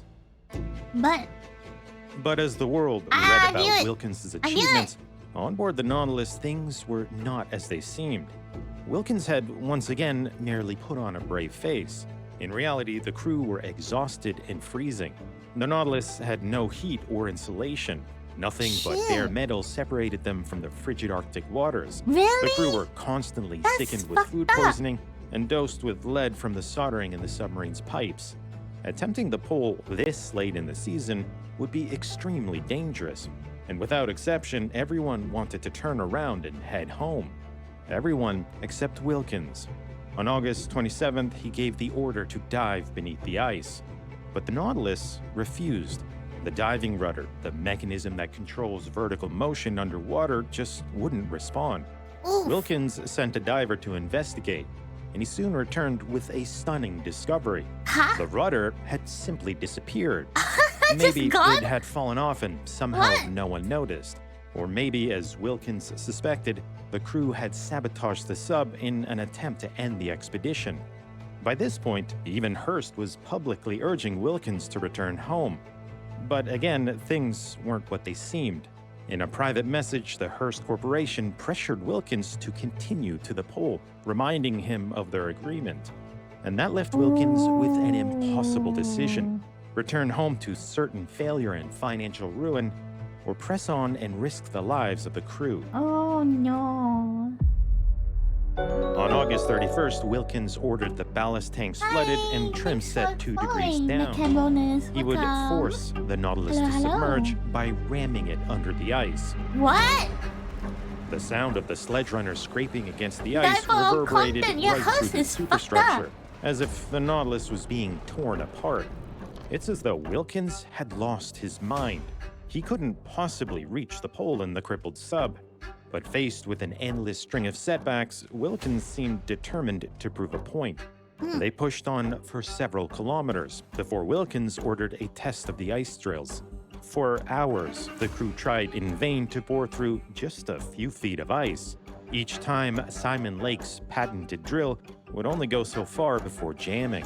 It was hopeless. On September 6th, Wilkins finally sent out the radio transmission that, by now, everyone was hoping for. Our Arctic trip is over. Wilkins had taken the Nautilus where no submarine had ever gone before. But it would be another 3 decades before anyone successfully traversed the Arctic underneath the ice. Sharing the same name, the nuclear-powered USS Nautilus could stay submerged for weeks at a time. It made its first polar crossing in 1958, returning home to huge fanfare. By that point, Wilkins's attempt had long been forgotten. Oh no! The original Nautilus now lies sunk on the ocean floor off the coast of Norway. After the crew returned from the Arctic, the sub was deemed too worn and damaged to be worth saving, and it was deliberately sunk. Prior to the Nautilus expedition, Wilkins was considered amongst the greatest explorers of the 20th century, having made immense contributions to our understanding of the North and South Poles. But his final expedition left him financially ruined and largely forgotten by history. After passing away at the age of 70, Wilkins's final wishes were fulfilled when the crew of the USS Gate scattered his ashes at the North Pole. That is so sad though, but that's the curse of being the pioneer, because you always, you may have set the path forward, but there'll always be someone who would overtake it and become the main highlight. It's always the same thing. Pioneers, nah. People will remember them for leading the path forward, but never be the ones who push it all the way through to new heights and boundaries. So it's kind of ironic that I see that in VTubing as well. So it's like, it's also, it applies almost everywhere. It's always a person who, the trailblazer, does not live to see the proper recognition they deserve. In the dying days of the USSR, the Soviets began working on a mysterious project straight out of science fiction. They're preparing to launch the first in a series of artificial suns. Massive orbital satellites with the power to turn night into day, illuminating large areas of the planet to generate power, light up entire cities, and grow plants in the far north. They will transform perpetual night into daylight. There could eventually be a whole network of these cosmic spotlights. You're talking about something which is several miles across.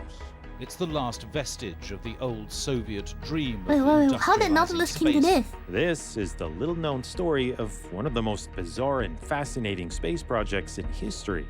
And you can learn more about it in my feature coming next month to Nebula. Nebula is where you can watch hours of exclusive mustard videos that aren't available anywhere else. Videos that explore fascinating stories behind iconic machines like the legendary F-117 Nighthawk, the MiG-31 Foxhound, and the M50 Bounder. And fantastic unrealized concepts like the insane Soviet proposal for ground effect aircraft carriers, the MiG-25 business jet, and the largest aircraft ever imagined, the incredible Lockheed CL-1201. What is this Ace Combat bullshit? Wait, what? It's a plane that carries planes of its own? What the Yo, this is some Ace Combat 7 bullshit, man. This is CL-1201. Nebula recently received its biggest update yet. With new categories like history and science, it's never been easier to discover content you'll love. There's also an entire section now dedicated to news, curated by the TL. Okay, that I low key wanna see that. How do I master it? What is this? What is Nebula TV? Some kind of new YouTube thing? Is that what? Wait, huh? Oh no. Oh no. Okay, let's assume that it is on their channel. And I can just click on it. And voila!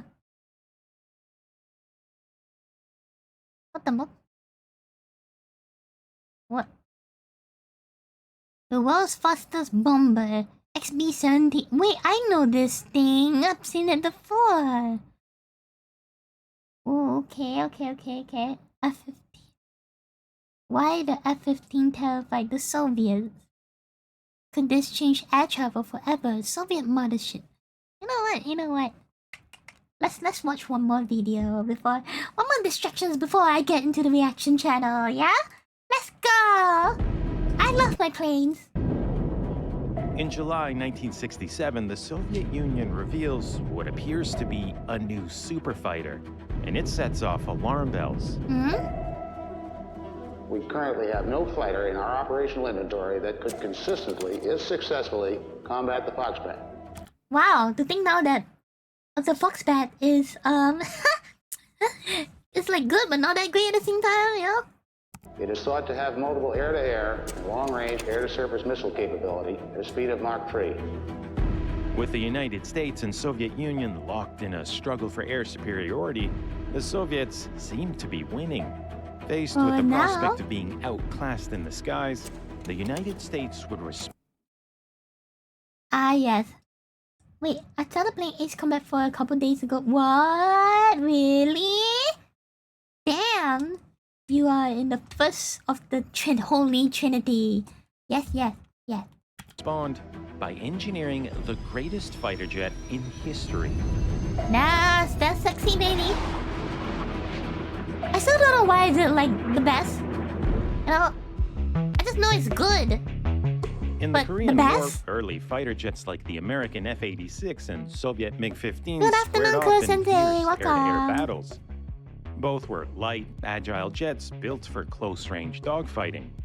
But by the mid-1950s, new technologies were beginning to radically transform fighter aircraft design. Powerful new radars could detect the enemy from much greater distances, while newly introduced guided missiles could hit targets kilometers away.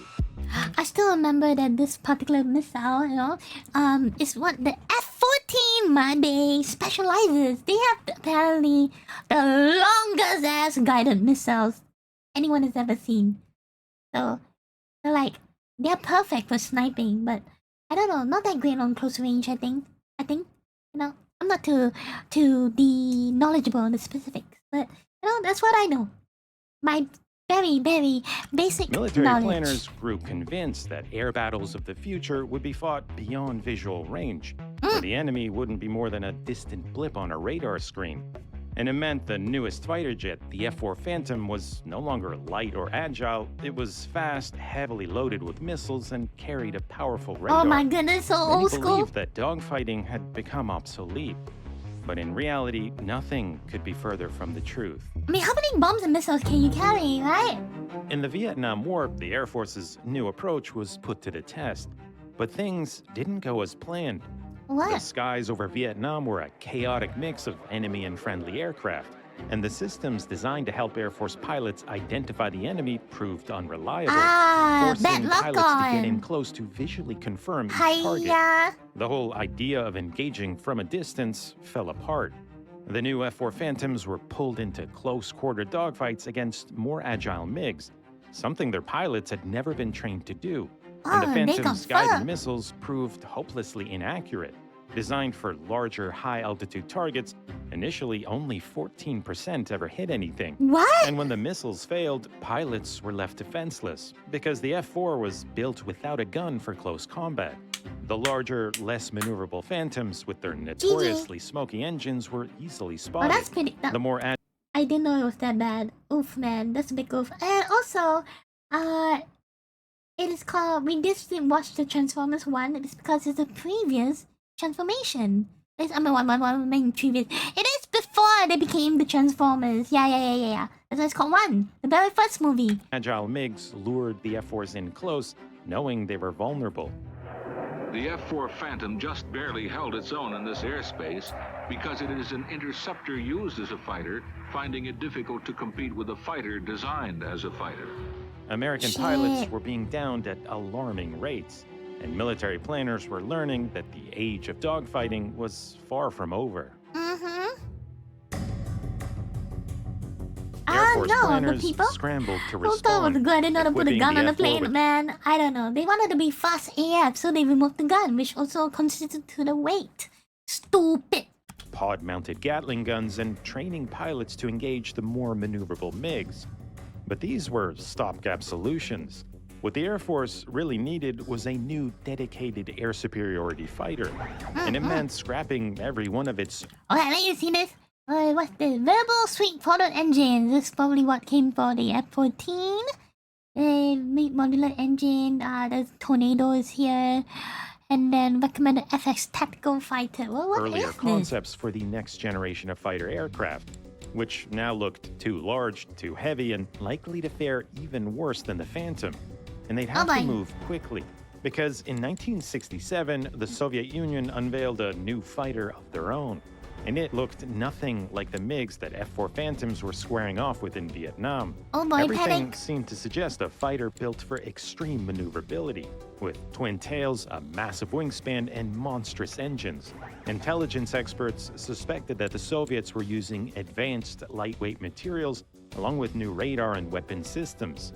A few months later, the Soviets went on a record-setting spree, posting Wait, really? My uncle and fought in Vietnam still gets scared hearing planes fly by. Oh man, what?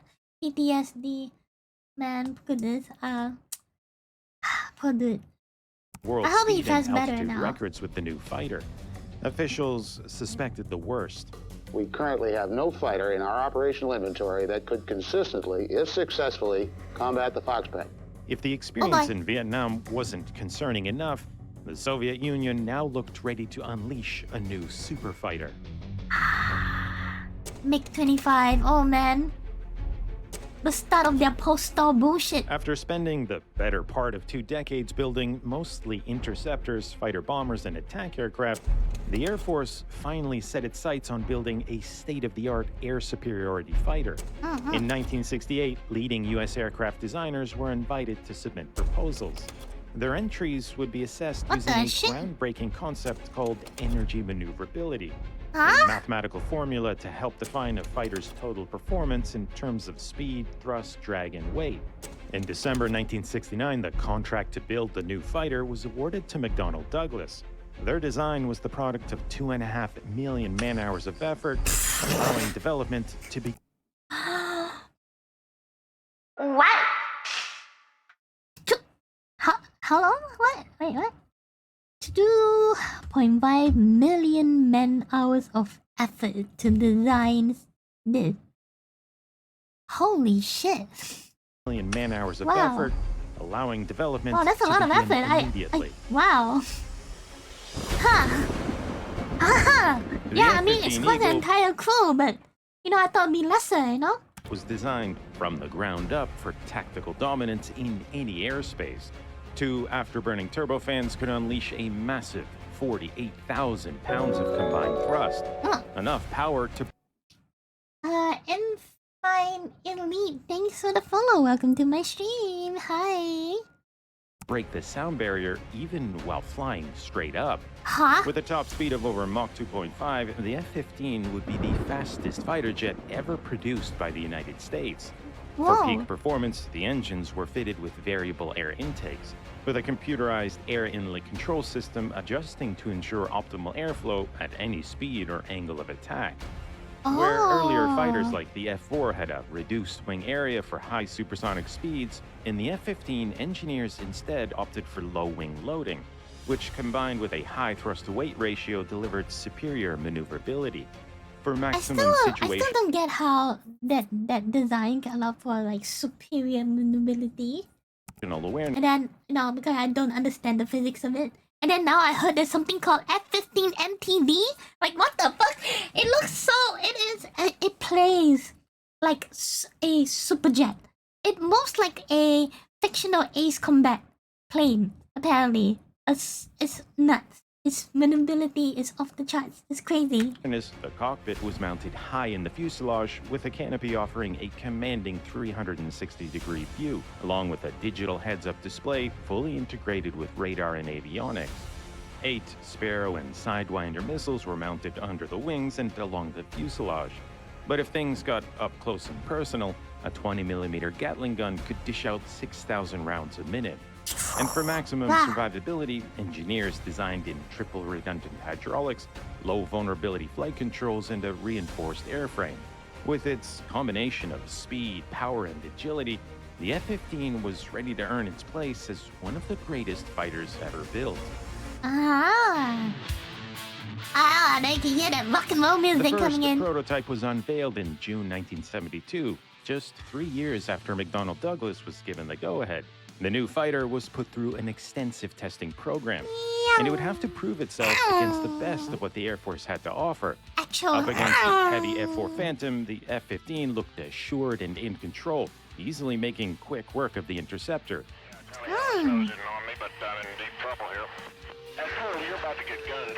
Even the smaller, lighter F-5, used to simulate more agile MiG fighters in combat, struggled to shake the larger F-15. I can't do anything about it. Box 1 on the F5, nose down. In nearly every engagement, whether beyond visual range or close-in dogfighting, the F-15 commanded an overwhelming advantage. With a true air superiority fighter on their hands, the Air Force was ready to send a message to the Soviet Union. Only a year and a half earlier, they be flexing their bigger PP, you know? It's really about a PP war between those two. And I'm all here to enjoy it. It's posted new time-to-climb world records with the MiG-25. Now, the F-15 was about to erase them. In 1975, engineers stripped a pre-production F-15 of its non-mission critical components, even removing its paint to make it as light as possible. In the cold, dense air of North Dakota, the Eagle made a series of climbs from a dead stop, rocketing up to altitudes as high as 30 kilometers, right to the edge of the Earth's stratosphere. Whoa, shit! Not only did the F-15 beat the MiG's records, Wow, what the heck? That's almost like a 40-50 seconds difference. Oh my goodness, that's crazy. Oh man, wow, what a big slap to them. Like haha, they'd be like, yeah, check us out, US ain't got nothing, and then they come in just like just.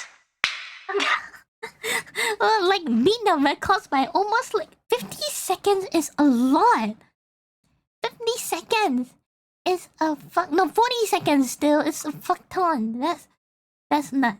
That's absolutely crazy. It shattered them by more than 25%. Yeah. The Air Force had a winner on their hands, and the F-15 Eagle would come to be recognized as one of the most successful fighter development programs in history. By 1974, the fighter was already in mass production, with over 400 early F-15A and B models ordered for the U.S. Air Force. Wait, then when did the F-14 come in, though? Then how about the F-14? Didn't they work side by side? Or I can't remember. His allies were also eager to get their hands on the new jet. The first foreign operator was Israel, beginning in 1976, followed by Japan a couple years later, and Saudi Arabia. And with some of the first F-15s being deployed at West German air bases, right on the Soviet Union's doorstep, it seemed only a matter of time before the new fighter faced off against the MiG-25. Ooh, some juicy news incoming. In 1976, the Americans finally got a first-hand look at the Soviet Union's superfighter. But it wasn't what they were expecting. Thanks for the follow. Welcome. Welcome. F-14 was in the 74. Alright. Right. And we did Top Gun back to back in Discord. So I don't know. Betting like 1,000. 100,000? Thanks for the follow. Welcome to my stream. The fudge? Okay. In September of that year, Lieutenant Viktor Belyanka, a 29-year-old pilot with the Soviet Air Defense Forces, made a fateful decision to escape the Soviet Union.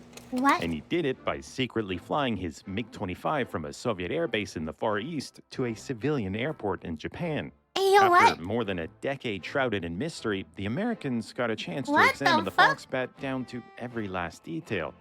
Yo, Although that similar in is. size and appearance, the MiG Yo, that shit is what would get you assassinated, man. Oh man, I don't think that guy is alive anymore. 25 and F-15 had almost nothing else in common. Built mostly out of heavy nickel steel alloy, the Foxbat weighed nearly twice as much as the F-15. The large wings weren't for agility, they were needed just to get the monstrous jet airborne. The enormous weight meant...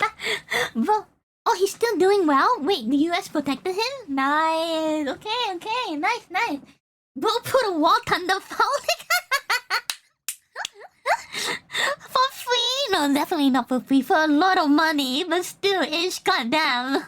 that the MiG-25 could only pull a 4.5G maneuver. The F-15 was capable of nearly twice that.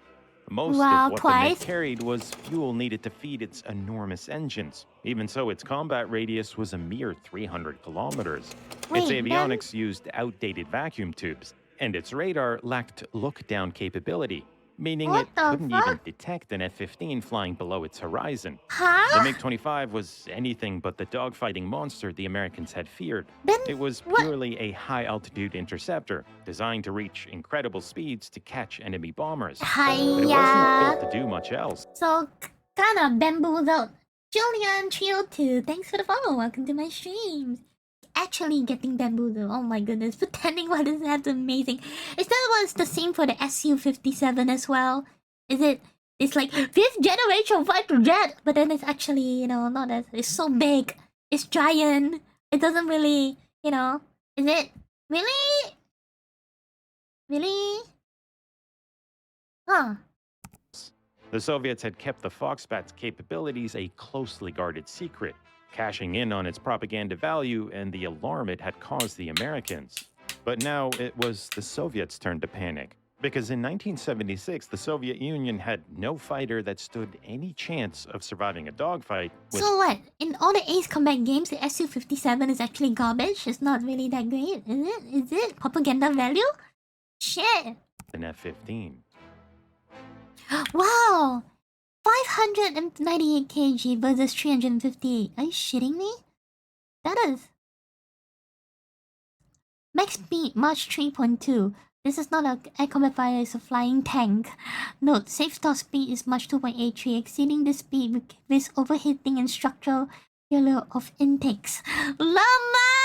Can't even fly at Mach 3. Hiya!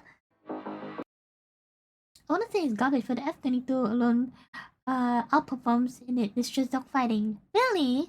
But couldn't the Su-57 like do all those kind of like cobras and like what, 3D maneuvering? Shit. F-15s scored their first victories in 1979, when Israeli pilots downed 4 Syrian MiG-21s in a single engagement. Over the years, the Eagle would win air battle after air battle, clearing the skies of adversaries almost as a matter of routine. Wait, Today, what? Not a single loss? Are you shitting me? Huh? No, what? Huh? What? What? What the fuck? Yo. That was shot down? Wow, that's a big flex. That's such a freaking clean kill. Holy shit. Wow, this looks like a fantasy scoreboard, man. It's like, I can't believe it's reality. Like 0 losses? 0? Not even one? Not even one loss? Wow. Wow. What a freaking chat. Also, F-1500 as well. Look down below. adversaries What? almost as a matter of routine. Today, F-15s Oh, have that's racked extra. up... Hello, first time chatters. Welcome to my stream. Hi. Damn, man. Just like a win-loss ratio.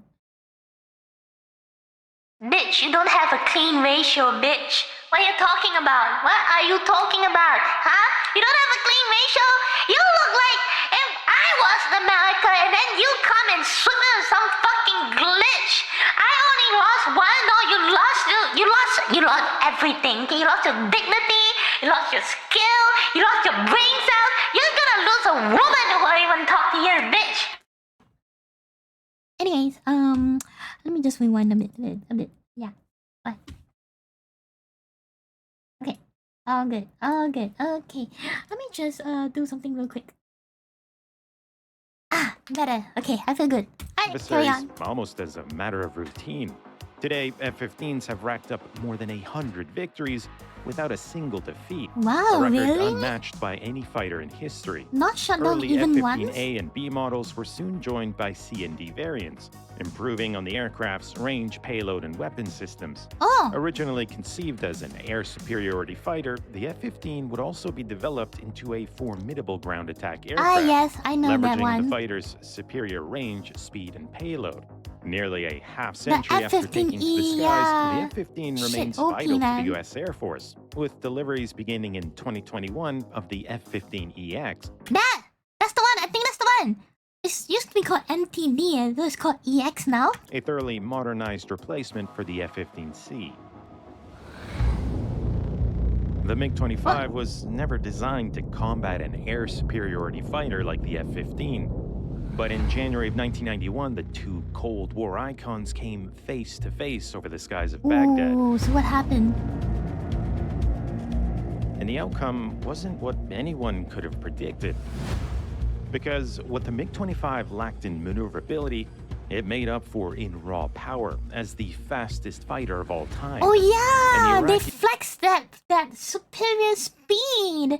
That's why the MiG in every game I played, the MiG-37 or was it 25? I can't remember. Always had the highest top speed. Iraqis would use it to their advantage, devising a daring plan to ambush F-15 Eagles as they patrolled the skies. You can learn about this incredible air battle in my next video coming exclusively to Nebula this month. Are you shitting me? Nebula is where you can watch a growing number of exclusive muster videos, like the story of the MiG-31 Interceptor, my the God, legendary I'm getting F-117 bamboozled, Nighthawk, and the M50 bro. Bounder, along with lesser-known bizarre proposals like the MiG-25 business jet and the insane Soviet plan for flying aircraft carriers. No. It's also where you'll find hundreds of other exclusives from brilliant independent creators like Real Life Lore in his Modern Conflict series, Wendover's Jet Lag, and Neo's Underexposure series. On Nebula, there's no algorithm to punish creators for trying something new or taking risks on big-budget projects. And because Nebula is completely ad-free, creators aren't limited to making content that you... Just like the Buff, the -15 gonna be one of America's longer-lasting planes. How about that? I've destroyed a bunker with a bunch of high-ranking NATO generals. Where? Just like buff, everything's gonna be one American longer-lasting thing. What's the buff? What's buff? And with what? In Ukraine. Big ugly papa? And What? with a top-secret What? stealth missile. What, Nanny? You got any names associated with this strike? Maybe I can have them come on television and say they're perfectly fine like they always do. B-52. The B-52 bomber. Iconic. Or how about a Iconically ugly, that's what. location so everyone can point their satellites at it and see her full of shit? And tell us more about this missile that for over a year you've been struggling to take territory and now just decide to break it out. I'm going to go out on a limb here and say to make this story work, you had to fabricate a fake missile that nobody's ever seen. Alright, what's the over-under that he bombed himself again? Oh, give me some of that action. I'll put some Timmies on it. Put me in for 5. I'll say that he didn't bomb himself, but he has fabricated this missile. Oh, very funny. How's your Patriot system? Getting bored and impatient. You run out of missiles already? How's your S-400s doing? I'll answer that for him. They won the coin toss and elected to receive. Gimler says, fuck your couch. Damn, bro. That's probably why India said no thank you to the S-400 and signed a deal with me. And now you got F-16s that'll be coming soon? Oof. 104-0. Look out below. Somebody say F-15? Not before me, old man. Oh! The Raptor, has the Raptor actually seen action? I don't know the specifics of... I don't know the specifics of this Raptor. Had a deal. Everybody relax. I said F-16s. By the way, Eagle, It you might has take not. the Raptor out, let him stretch his legs a little bit, maybe do some dogfighting. Really? Kid's getting cooped up. Well, alright, if you say so. Come on, Raptor. I'm going to show you the maneuver that made Saddam fire the command... Oh, so no wonder when I see people draw the Raptor, they say that draw a Raptor as a waifu. They say that she's always, low-key itching for a war to start, has not seen any actions, destroy only balloons, for sure. Loki wants World War III to happen. God damn.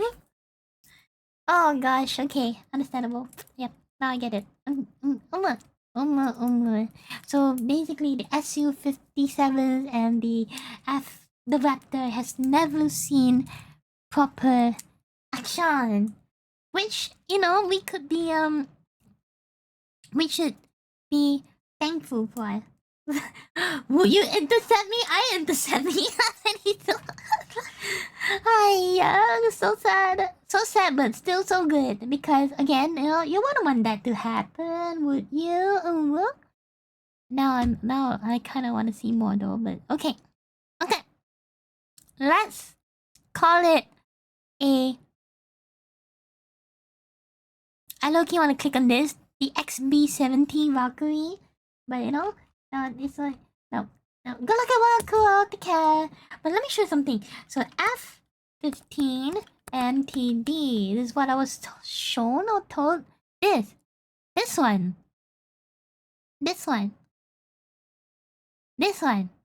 Apparently it exists, but it's too weird, too filthy weird for the Air Force to take it. So I'm like, why?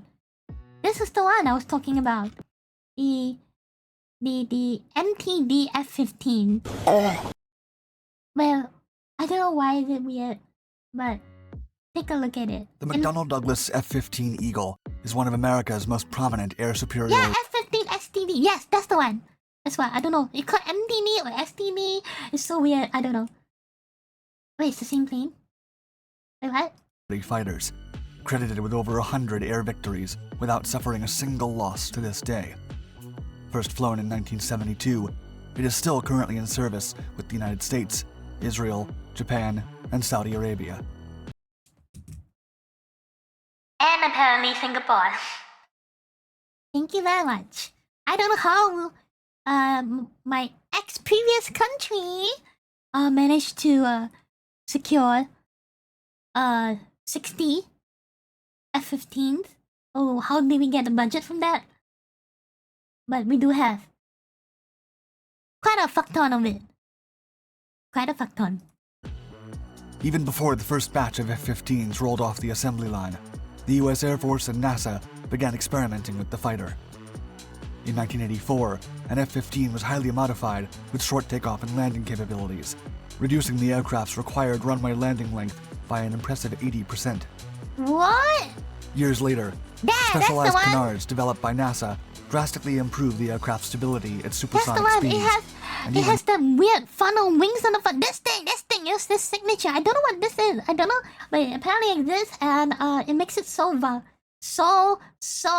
freaking maneuverable that, oh my goodness. Implemented artificial intelligence for emergency protocols. I'm sorry, what? The result was the most modified F-15 ever built. Yeah, you go what the fuck, but it's actually pretty cog. That made it a more effective air superiority fighter that even helped test and discover new technology. It would also go down in history as the Frankenstein aircraft. Hey, why? Holy shit, what the? Whoa, what was that? Wow. Hey, yo, what's that? That maneuverability, Jesus. You can do that kind of shit? What kind of... Oh. I mean, after burning, but... The F-15 Eagle. Damn. Okay.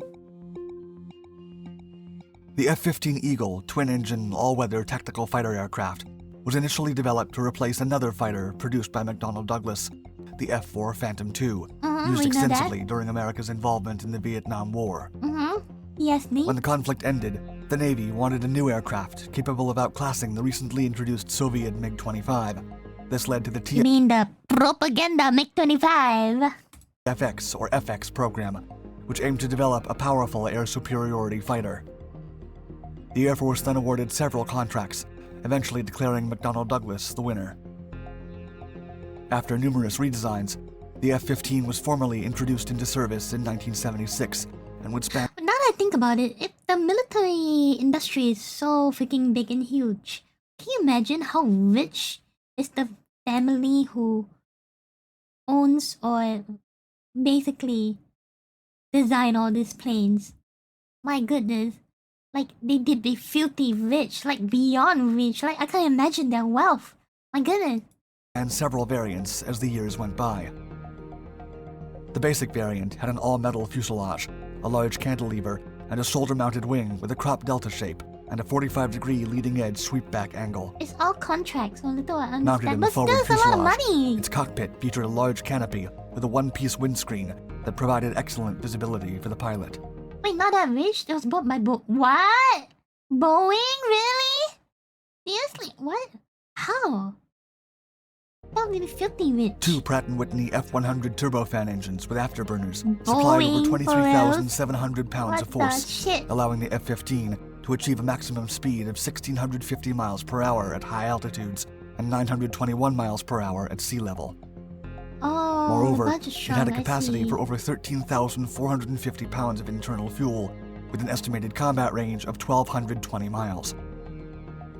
The Eagle has a total length of 63 feet, a wingspan of 42 feet, a height of 18 feet, and a maximum takeoff. Wait, one Lockheed Story modding costs about 400. What? That's not a good sign. It means they're preparing something weird. Which means Saber! Look at that long-term investment, Saber! Off weight of 68,000 pounds. It can also be fitted with numerous weapon configurations, including one 20mm M61 Vulcan cannon and 9 hardpoints for Sparrow, Sidewinder, AMRAAM, and other missiles. Okay, that was it too weird for the Air Force. Huh? That's the one, STOL or MTD. I don't know why it is called STOL though, it's so weird. Oh well. STOL MTD. Before its introduction, Douglas and several other agencies began working on innovative variants of the F-15, given its wide array of configurations. In 1975, NASA's Langley Research Center began studying two-dimensional thrust vectoring nozzles. 2 years later, Langley started researching 2D nozzles, thrust vectoring, and thrust reversing on an F-15. Ooh, that's the shit. By 1984, I heard about the it. Flight Dynamics Laboratory of the Air Force Aeronautical Systems Division had awarded McDonnell Douglas another contract to develop an F-15 prototype that could take off and land on short or severely damaged runways. The objective behind the prototype followed a simple scenario. If the USSR ever attacked the US or NATO, airstrips would be the first targets. As such, the Air Force had to be ready for combat before the Soviets bombarded its airfields. Wow, This they were led to preparing the for some shit F-15 like that? STOL MTD platform, or Short Takeoff and Landing Maneuver Technology Demonstrator Aircraft. So that was what it's called. According to Short aviation takeoff expert or Alex Hollins, landing. the ideas behind Hiya. F-15s taking off from damaged runways were bolstered by thrust vector controls that allowed the pilot to aim the outflow of thrust from the aircraft's engines. The F-15 STOL MTD used a two-directional thrust vector control that allowed the pilot to orient the outflow of thrust up to 20 degrees up or down.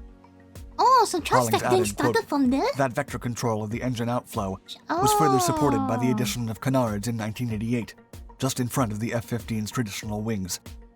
The canards were modified horizontal tail surfaces stolen from the FA-18 Hornet. Oh, you're right With about such that. enhancements, the F-15 prototype managed to take off at speeds as low as 42 miles per hour, reducing the runway length by over 25%.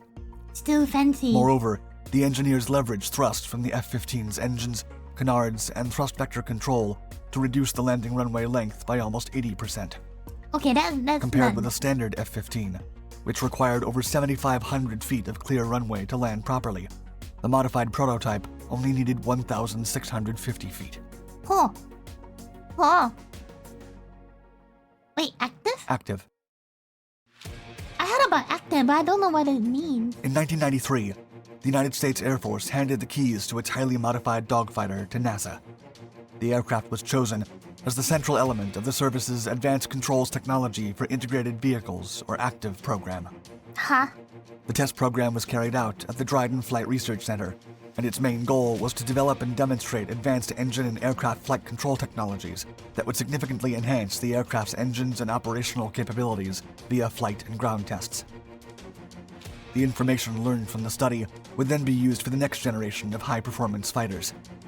However, Wait, the aircraft needed to F-15 undergo... is the Advanced control technology for integrated vehicles active. Oh my goodness, that was what it was called. I'm only learning all these acronyms today. Jesus. Holy crap. You should actually needed 2,000 feet of runway to land because you only have one wing at a time. Yet another series of modifications for this objective.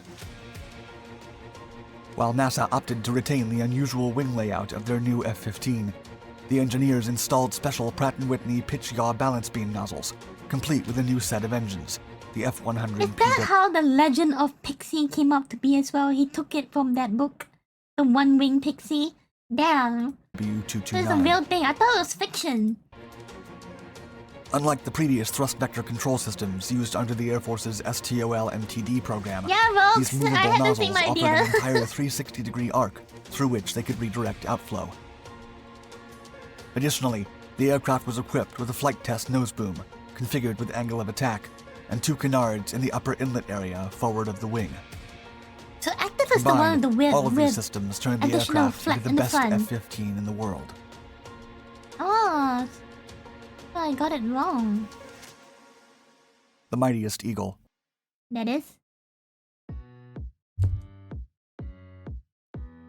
According to official NASA documents, the active aircraft's flying qualities significantly outshined other production F-15 aircraft. The tests began in 1995 and were mainly flown by test pilots Larry Walker and Roger Smith. Yeah, I thought it would be cool to have the NASA additional officials flaps in the front too. estimated I thought they would do that. was improved by a factor But, of over 100% due to the apparently, addition of the new front canard. There you see. All Apparently it's nozzle just a- test points were accomplished successfully and safely, with Well, apparently it's just experiment. They never got to active service with it. You know? Leon, hi! Wow, it's been so long. Welcome. without any significant problems or unanticipated hazards. While the pitch-yaw balance beam nozzles proved to be a successful design that provided modern fighter getting aircraft distracted with with efficient airplanes thrust today. vectoring capability.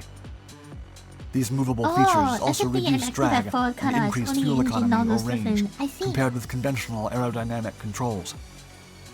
The F-15 active program tested other flight systems that were later used in the F-15E Strike Eagle, a highly used variant intended for air-to-ground engagements. Oh. NASA eventually modified the cockpit of the testbed F-15 to match that of the F-15E. Ah, yes, I know And while the the E, active the program ground ended version. in 1999, Also, the Cheeseburger, F-15 welcome. still had a few years left with NASA. Intelligence Flight Control Systems. Huh.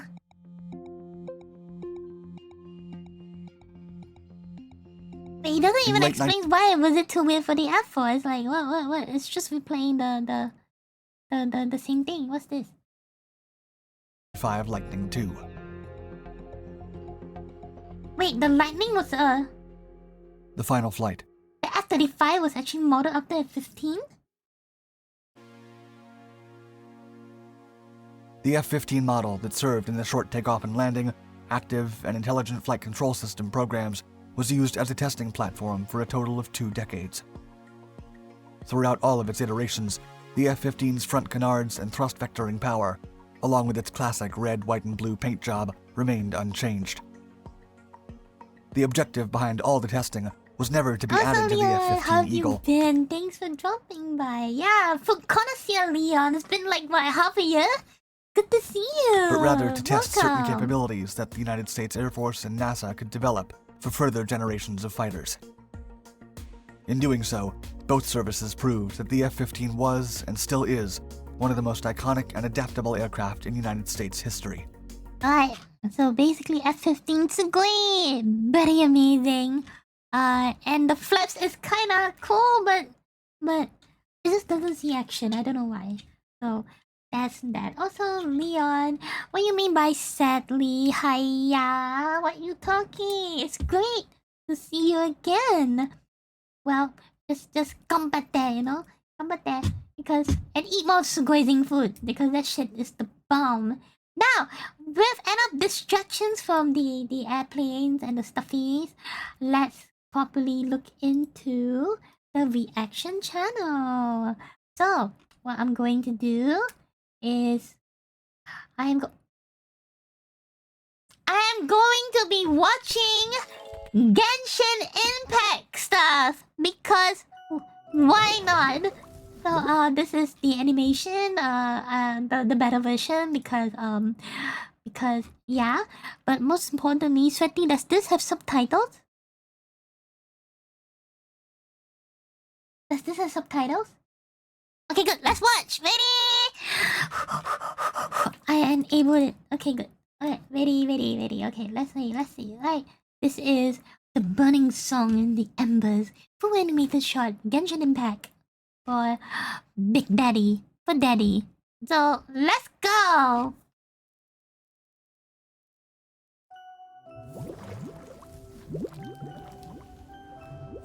You were born into this world all alone. But here in the house of the hearth, you will grow up to be strong. Your goal is to learn, to compete, to defeat all your brothers and sisters in battle, and become king.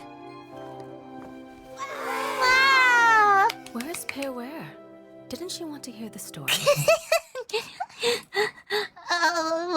ちょっと待って。No, I clicked on Japanese one. I don't know why I became English, Daddy. I don't know what you're talking about. Hey, yeah. I'm kidding. I'm kidding. 国王になるんだ。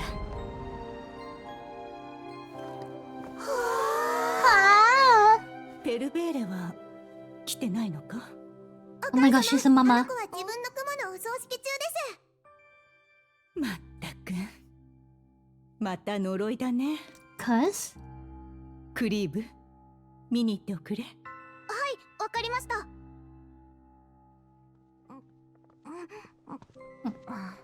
構持ってきた。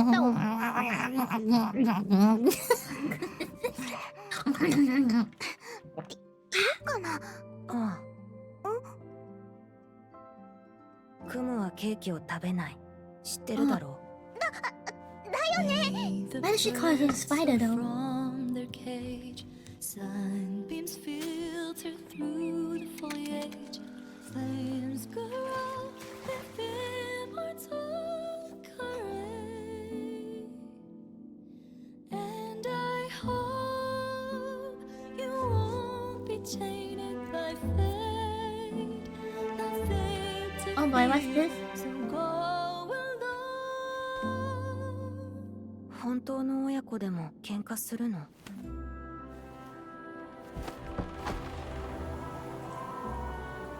スネージナヤの夜空には虹色のオーロラが出るんだって。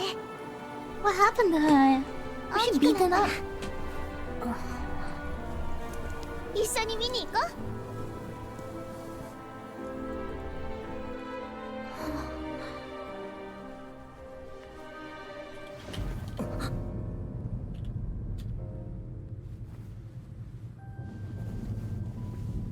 あなたはきっといい王になるよ。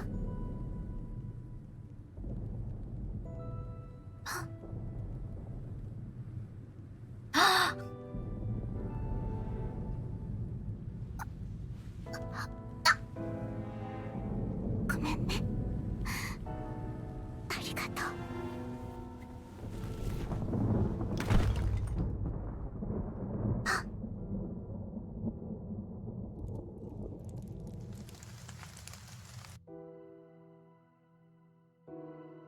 It's a sad day for Rain.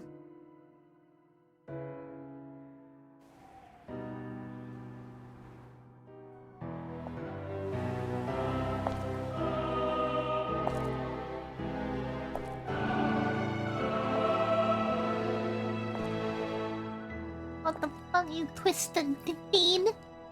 育ちの悪い花は早く切るべきだった。今になって枯れるとはおぞましい。そう思わないか。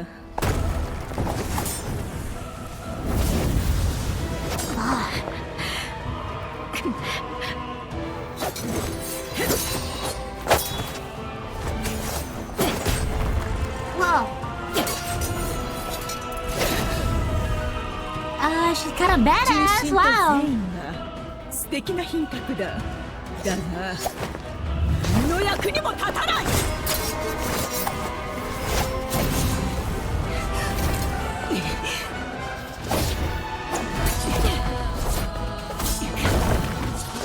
Go get him, butter!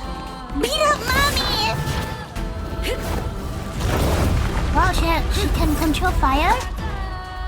But she doesn't have a mission. 縛られた鳥は永遠に空を飛べない。もちろんあんたもだ。Wait, this is not fire. What?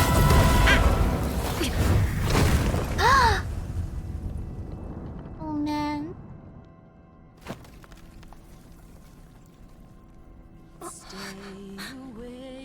Wait, because the way is long and the gloom is deep. Embers glowed in the heart still see. 観念するんだ。お母様である私が王の座へと導いてやろう。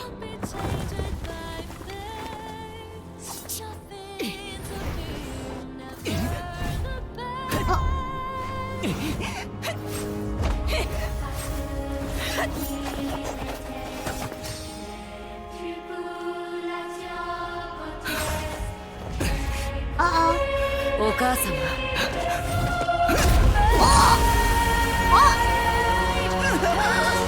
あなたには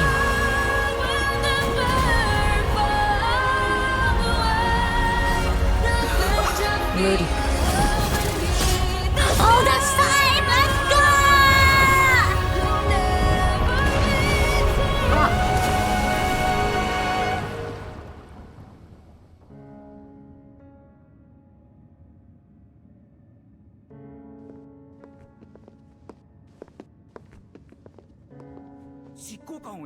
Let's go! Wait, that was a Harbinger? A previous one? Damn, no wonder her rank was so high. She killed her when she was so young?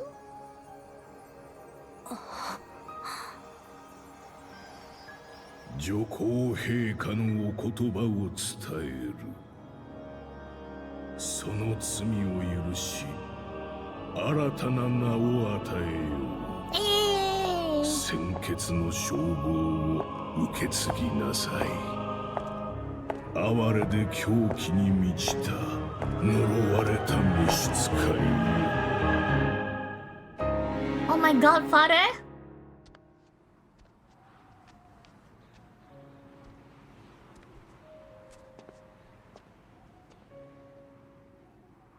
ついてきたまえ。これからは私が君を育てる。厳しく冷徹なお父様となってな。Oh my god, daddy! I mean, mommy, daddy, daddy, mommy, mommy, father, sorry, mommy, father. What?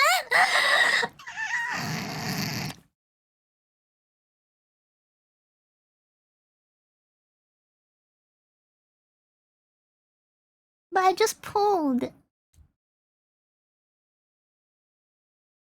But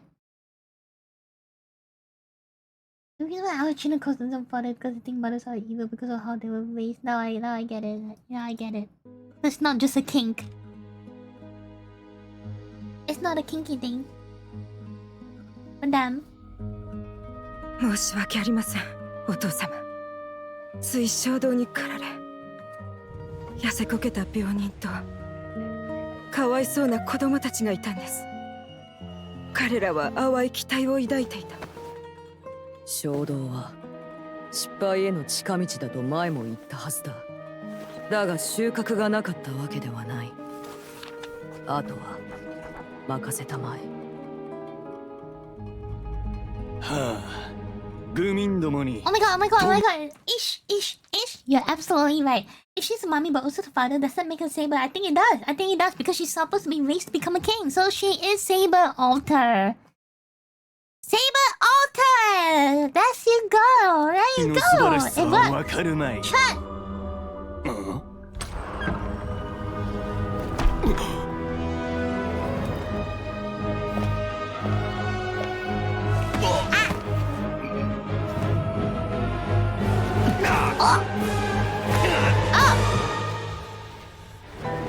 Oh no.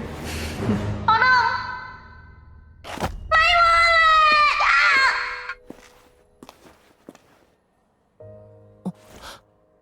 お父様、お顔に。フレミネ、来年は身寄りのない子を多く迎えられそうだ。先ほど経費が手に入った。Ah. No wonder she has so many children, in a way. 任務は終わった。ゆっくり眠るといい。ありがとうございます。治ったら次の任務に。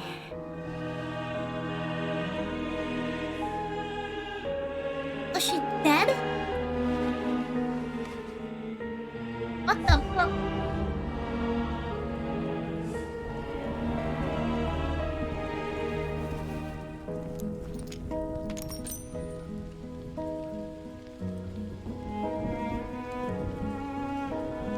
"正義を掲げる者は往々にして不義を働く。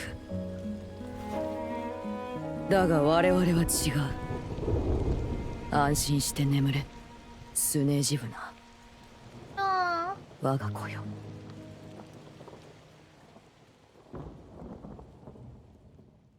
Oh my god, my wallet! My wallet! No! My wallet! No! My wallet! I can feel my wallet foaming right now. It's okay. It's okay. It's okay. I'm okay. What? Oh no, she's hot.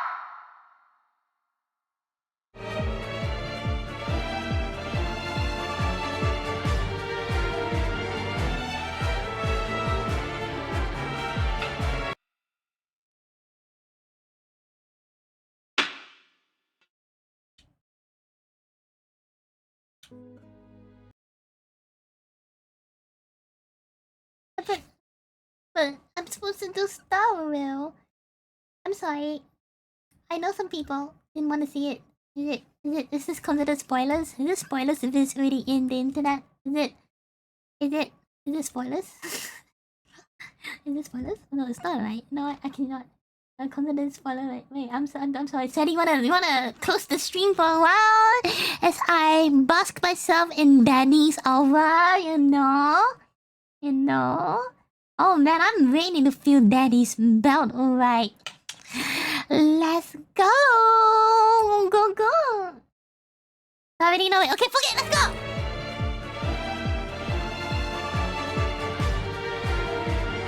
Oh my gosh, it's like a one-winged angel!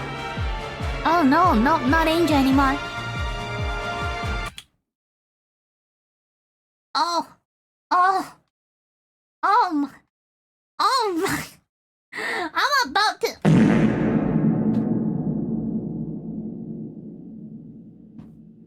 Wow.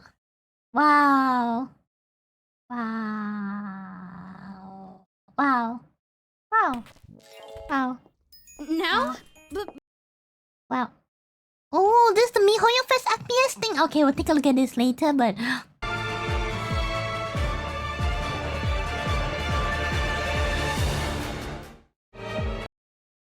Oh my goodness. Oh my goodness. Oh my goodness.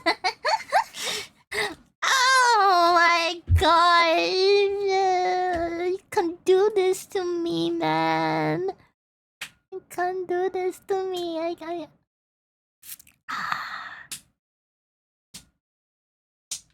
Oh man, look at that face though.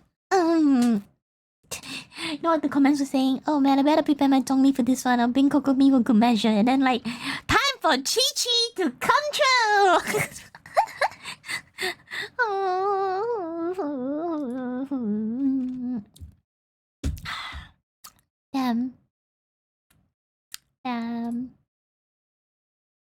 Damn. Wish me luck on Father. Father, please wish me luck. Damn. Let me just no, what the fuck is this? No, let me I don't know how to spell Alachino, people. Okay, I found it. Okay, Alachino. I need to see the gameplay now.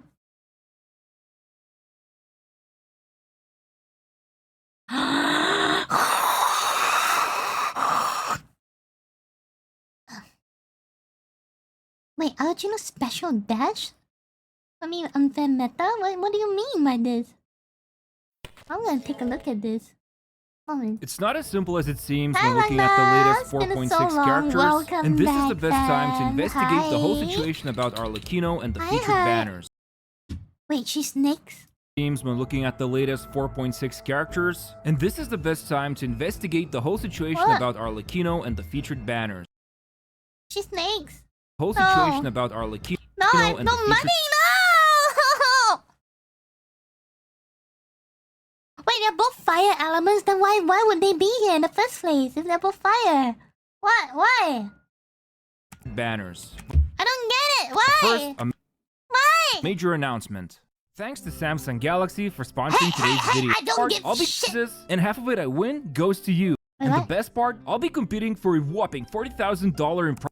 Oh, okay. That's pretty This cool. includes the new with the new thanks to the newest Snapdragon 8 Gen 3 screen, the bright boost unlike camera, organized with a quick summary and finals. Purchase it by using my link in the description. Wait, the day our channel not really known as Father's Day. I'm gonna get my dad to come home with not just any hot milk, with some fiery hot milk. That's what. Let's go. So it seems like the 4.6 update is going to be loaded with some new content, but wait, before we jump into this, maybe I just need to see the gameplay on her and I'll know better. Transfixed. Oh my god, One Wing Angel, let's go!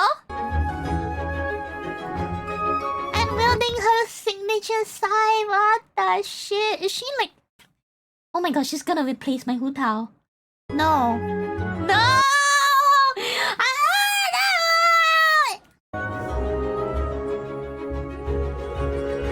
Oh boy. What? One Wing Angel? Let's go? This is where you fall. Oh wow, that is When you such... have a bond of life active, it'll absorb any healing that your character receives. So Huh? Absorb any healing? Wait, what? Wait, what? When original elemental skill strikes opponent and applies blood depth directives for a certain period of time, use the charge attack or elemental burst and hit opponent with the thing should absorb and clear nearby and grant her percentage with a max HP. When she enters a mask of great death, greater converted pile, the damage cannot be overwritten. I don't get it. Oh my goodness. What? She's gonna replace Hu Tao completely. Wait, what? that your character receives. So they can't regain HP until the bond of life value has been healed. Huh? Yes. Right? Very good, student. What? When Arlecchino What? has a bond of life greater than or equal to a certain percentage of her health bar, her normal, charged, and plunging attacks will be converted to pyro damage, which can't be overridden by other elemental infusions. And while she's in this state, her normal attacks will consume a portion of her current bond of life to deal more damage and reduce the remaining cooldown on her elemental skill. But she'll deal more damage with her normal attack when her bond of life is higher. Put simply, yes. And that brings us to her elemental skill. Arlecchino's skill doesn't just damage enemies, it also applies a blood debt directive to any enemy that like it Hu hits, Tao. which will damage them periodically. And when she uses a charged attack or her elemental burst, she'll absorb nearby blood debt directives. This also allows her to obtain a bond. Oh my god, they're actually going to put Hu Tao in the back burner? And just release basically Hu Tao 2.0 but better? Of life based on the number of directives that she absorbed. So don't worry, Max. Oh, I was very concerned. No! My Hu Tao's gonna be no longer top DPS, no longer. Fuck! I know you will. Okay. And then she's coming out. But then she's really this strong as a flame person. But she has to... The Fire Archon has to be even stronger than this now. How would that even work? What? Hey, hold on. She can't regain HP until her bond of life is removed, right? So how does she stay in the fight? Well, after dishing out damage, Arlecchino's elemental burst will reset the cooldown of her elemental skill and heal her based on her attack and her current bond. Are you shitting me? This is Hu Tao! What the fuck? Largest attacking range, bigger E, bigger Q. What the fuck? Also, thanks to one of her talents, while Arlecchino is in combat, she gains bonus pyro damage, but also cannot be affected by any healing effects other than the healing provided by her burst. Oh my goodness. Cannot be affected by healing effects, so she can't pair with Furina. Arlecchino even has a special kind of movement whenever she uses her charged attack, right? What do you mean? Ooh, that looks perfect for scaring her enemies. What the fuck? And for putting some serious pressure on them. Yeah. What?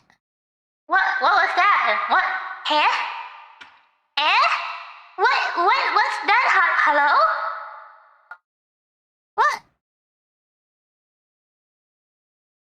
Ooh, that looks perfect for scaring her enemies. Oh my god. And for putting some serious pressure on What them. is that? Yeah. No.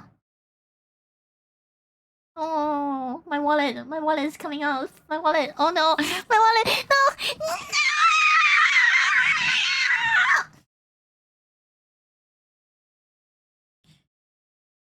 How? But a couple of things have definitely stood out compared to the rest of the patch, both in a good How? and weird way. And so, let's first talk about Arlecchino's potential, and then in a moment, I will also talk about the state of 4.6 banners and what to look out for. Now, let's talk about Hu Tao. Yeah, what happened to my Hu Tao? Oh wait, no, wait, my go. What happened to my go? My go. This is just because you became Sparkles doesn't mean I don't. Oh, Amanda, I still love you. Wait, I mean Arlecchino. Okay. Wait, what? So here's the thing. I've seen a lot of people online compare our dear father to the funeral director. Exactly! And I'm not gonna lie, there are some similarities, which I'll point out when I'm talking about You Arlecchino. mean it's completely the See, same? in the most simple way I could describe Arlecchino's playstyle would be that she will use her skill, apply a debuff called Blood Depth Directive on enemies, and then after setting up the buffs with the rest of the team, you switch back to her and use Charge Attack to clear these Blood Depth Directives and absorb them in the form of Bond of 1,100. Wow, Seti. Holy shit. Life. And the moment this happens, Arlecchino gains Pyro Infusion and her normal attacks will do greater damage. But this comes with a cost, and after each normal attack, she will consume a certain amount of Bond of Life. That's pretty much how she works in the most dumbed down way possible, but there are of course a lot of caveats, which I'll cover the moment she becomes available on global servers. However, there are some crucial details that I think are worth addressing now. For example, it was explained in the livestream that the bigger her Bond of Life is, the better the damage of her normal attacks is going to be. In other words, her damage will look really great the first few seconds because it will be front loaded. Like, imagine this Bond of Life I have right now. It's only an example I'm trying to prove, but let's say with this first normal attack she deals 100,000 damage. Then after the attack, Bond of Life is reduced, and next hit will deal, I don't know, perhaps 80,000. Again, it's just a rough example I'm trying to present. I literally have no idea what her damage is going to be, but the point is, she will most likely feel amazing the first few combos you unleash with her. Another big thing to consider would be that, thanks to her passive talent, she gains a pyro damage boost, but nobody in the team can actually heal Arlecchino. Only she can heal herself with her burst. You see, when Arlecchino uses her burst, any Bond of Life remaining on her will be cleared off, and based on the amount she had, plus how much attack she has, she will heal herself. That's it. That's the only way you can restore her HP. Now, is that a bad thing? So maybe it's not a bad thing, like Hu Tao still can restore HP, so Hu Tao is more controlled. But Hu Tao does have that 50% nonsense, but she doesn't, so... Honestly, it's just a restriction that had to be put in place because So how how? Bond of Life works is that instead of healing yourself, this annoying buff first needs to be healed, like filling up an extra HP bar, before the character can receive actual healing. So in our So that's garbage! I mean, no, it's not garbage, it's like a shield that decreases according to your attacks and healing, so healing becomes detrimental as well. So... Arlecchino's case, you don't want to reduce her Bond of Life with healing coming from other teammates, because Yeah. that means her damage potential immediately nosedives and she would become useless. However, no healers means hello shielders, right? Yeah, and I think this is where Hu Tao comes into the picture. Because the thing is, aside from some niche Furina comps, most of Hu Tao teams also rely on a shielder, usually Oh, I don't. Zhongli, as you can see here from this latest community data. Shit, I should have a And just Zhongli like then. Arlecchino, Hu Tao also heals herself with the burst. Ah. Now, to be fair, Xingqiu is a very popular teammate for Hu Tao, and his rain swords do restore health for Hu Tao. So for Arlecchino, it's a bit more of a rough situation, since her burst is the only thing that can heal her, and because of this, I expect the shielders, especially the Osmanthus guy, will be the most popular and comfortable option when you want to play with Daddy. Now, on the flip side, so those who have Zhongli can have 2 different daddies in one team. God damn, I'm jealous. unless there's some super secret potential that was not disclosed about the burst during the livestream, I believe it will be totally fine to burst with Arlecchino every other rotation, because besides healing and some AoE damage, most likely the majority of her potential will be residing in her normal attacks. So this means you won't need to stress so much about building energy. I love Daddy Zhongli. I know you do, Saber. I know you do. I'd love to see Daddy Zhongli in the team too when I play online. In the past. Because I don't play Genshin now. No, not that much, but still. Shit. I kinda want her. No, I can resist. I can resist the temptation, I'm good. Recharge on her. And I think looking at this grainy footage, it seems like her skill generates 5 particles, so she even provides good amount of energy just by herself. Still, there's another big thing that we need to talk about. How well will Daddy-O get along with others? Well, I think it's fair to say that Benny is probably going to be her favorite son, especially if we consider the situation of White Tassel. You see, this weapon is going to be a godsend for free-to-play players, because not only does it provide a beautiful critical rate substat, but it also provides a massive boost to normal attacks. However, since this is a 3-star weapon, the base attack is bad. But thanks to Circle Impact coming from Bennett, his attack boost will be able to compensate this problem. I'm not saying this White Tassel is going to be the best free-to-play option for Arlecchino. I'll obviously do the calcs on launch, but it's definitely looking very promising. And speaking of which, the 4.6 artifacts have also been revealed, and this one in particular, called Fragment of Harmonic Whimsy, provides generic 18% attack from 2 set, which is like, whatever, but the 4 set, oh man. When the wielder's bond of life increases or decreases, for 6 seconds, they gain 18% damage bonus. And what? 18, what? 18 times 3, that is a lot. That is 44. 54, right, 54. Oh, yeah, I come back. This can happen 3 times for a total of 54% damage bonus. And we already saw in the livestream how often the Bond of Life keeps shifting around. So this basically without a doubt is going to be Arlecchino's best in slot artifact set. But remember, unless you've saved up thousands of resin, and even then, you might not be able to obtain good pieces until very much later. So in the meantime, can she use anything else on day 1 when you want to play with her? Well, the easiest answer would be Gladiator's set. It provides 35% damage bonus to normal attacks, and if you've been playing the game for a while now, you probably have some decent pieces already. Otherwise, Gilded Dreams could also work because if we go back to how well she plays with others, it's no secret by now, a lot of people will use her in vape teams. However, it's important to understand that since she spams normal attacks, unless there's a special ICD, following the usual rules of causing reactions with normal attacks, she will trigger a vape every 3rd hit or so. Maybe a bit more often, but regardless. It's not like with Hu Tao, who can cause Vaporize with every single charge attack, since it doesn't have any ICD. So in Father's case, something like Gilded Dreams can work as a temporary solution, but I don't expect Vaporize damage to make up the majority of her potential, which is great because this means comps like Overloaded Chevy and Mono Pyro will most likely have no problem with Arlecchino's playstyle. But yeah, overall, I'm probably gonna release a couple of videos analyzing Arlecchino's performance because there are a lot of caveats when it comes to understanding her. So make sure to subscribe to my channel to not miss out on this. And now, let's talk about the banners. So, in Phase 1... Moneyfly, Maxon, Medic High. I'll stick with Hu Tao. I kind of want her, maybe not just to play around, you know? Then maybe when I need to whip out the big one, then I bring Hu Tao C6.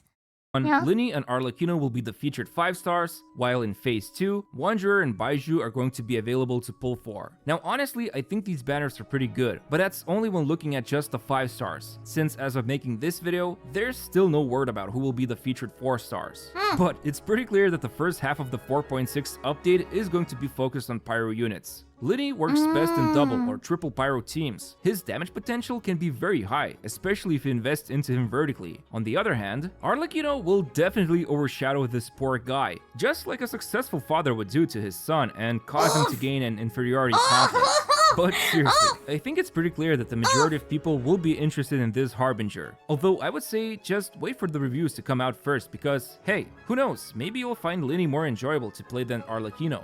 Now, when it comes to the second phase, obviously, as always, only decide if it's worth pulling after the live stream that happens the next week, because especially in this current situation, Florant and Siegewin still haven't been added to the game. And there's also Sethos, who was briefly introduced in the 4.6 livestream. And on top of that, I know a lot of you weren't able to pull for Karina, or want to team more of her constellations. Come to me if you need to know so your fortune maybe she will be available gacha. in the 4.7 update. This is why second phase is always great when it comes to deciding where to spend your primo gems. Still, if you watched one of my latest videos, you know that Baizhu has been utilized a lot in Farina teams, and he overall provides really good support. So if you want a healer that can also boost Dendro reactions and help with resisting interruption thanks to his pseudo shielding, he is a great choice. And of course, when it comes to Wanderer, he is legit one of the best units to explore the game with. That flight ability is just so convenient, and the cooldown is really short, so it's like gaining a malfunction flying mount that can still do a pretty damn good job. And on top of that, the dude can also put out some great damage, both in Exploration and Abyss. So yeah, 4.6 update is shaping up to be pretty exciting, and I hope you found this video interesting. As always, you can help support my channel by subscribing and pressing the like button on this video. Thanks for watching, and see you very soon. Okay, yeah, that form looks, that new form looks very sexy. What is this? Is Genshin Impact stagnating? Why is the community so divided? I don't know, but I see new husbando and waifu. I mean, I've seen new waifu and this waifu. I see new father. My credit swipes.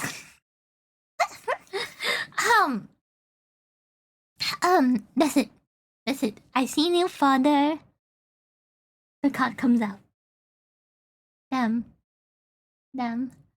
So what I'm trying to say is, I'm a ninja.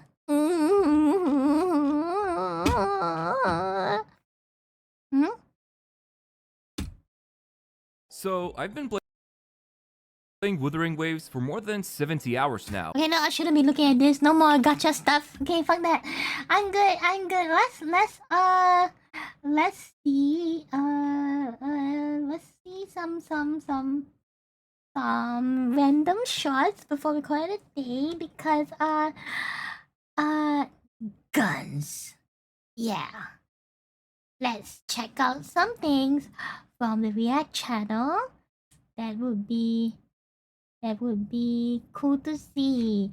So something that I'm randomly gonna click for now. Right? I'm gonna see guns! What's this? Going on, guys? Many moons ago, on an episode of Cursed Gun Images. Okay, I saw this because it is the rare time where I see Mr. Free Dimension actually like reference something. So I don't know what's this. This is Brandon Herita. I've not seen this guy before. I don't know what's a gyro jet, so you gotta explain to me where I'm stupid. I have no idea what that is. So he blew up his gyro jet. I have no clue what that is. But we gonna find out. So it's a plane model. Color me interested. I love my plane. Let's go. We showed you this gun. I was quick to point out that's not actually a curse. This gun? I see two guns over there. What's the other gun? What? You mean those guns? I think you meant those guns. Oh wait, there's one gun here, right? First gun image, but in fact a real weapon that was made called the gyro jet. I said if we got I'm sorry. to a certain light goal that I would buy one and we would do a video dedicated to the gyrojet. But we hit that goal and I bought one. I swear, like a year and a half ago. We've been busy, we had a lot going on with the channel, I forgot about it. But today it is my pleasure to show you the gyrojet. Behold, my stuff. My stuff! Wow! That looks pretty badass. Why is this so $200 a bullet? Why? This bad boy is the real MBA Gyrojet rocket pistol, and today... Rocket? We're gonna shoot it. So now it's time to do our first White Claw penetration test, really our first shot ever out of the Gyrojet Mark 1. But you know what? Wait, hold on. You're saying a miniature bolter gun from Warhammer 40k? Are you serious? What? Okay, let's see it. A piece of history like this deserves a little bit more high quality production, something to really capture exactly what's going on inside this thing. If only we had experts in high speed footage, specifically ballistic high speed. Oh. That's right, we've got the guys from Ballistic High Speed out here helping. Oh my god. Right, we've got. Oh my god. They are. They're exerting so much dominance. So much dominance. Oh my goodness. My eyes can't take this male dominance. Oh goodness. That's right, we've got the guys from Ballistic High Speed out here helping us out with a little bit of the slow-mo shots. So this should be one for the history book. So that being said, inaugural round. A, let's see if it fires. B, let's punch a White Claw. But before we get too far, let's answer the basic question: what is a gyrojet? Yeah, what is it? Aleppo? Well, I mean, it looks pretty amazing, but what the hell is that? Gyrojet. And what is Aleppo? Well, to my understanding, in the 1960s, there was a lot of weird prototypes. Weaponry was in a weird phase, and the government was looking into all sorts of things, including, basically, they wanted a ray gun.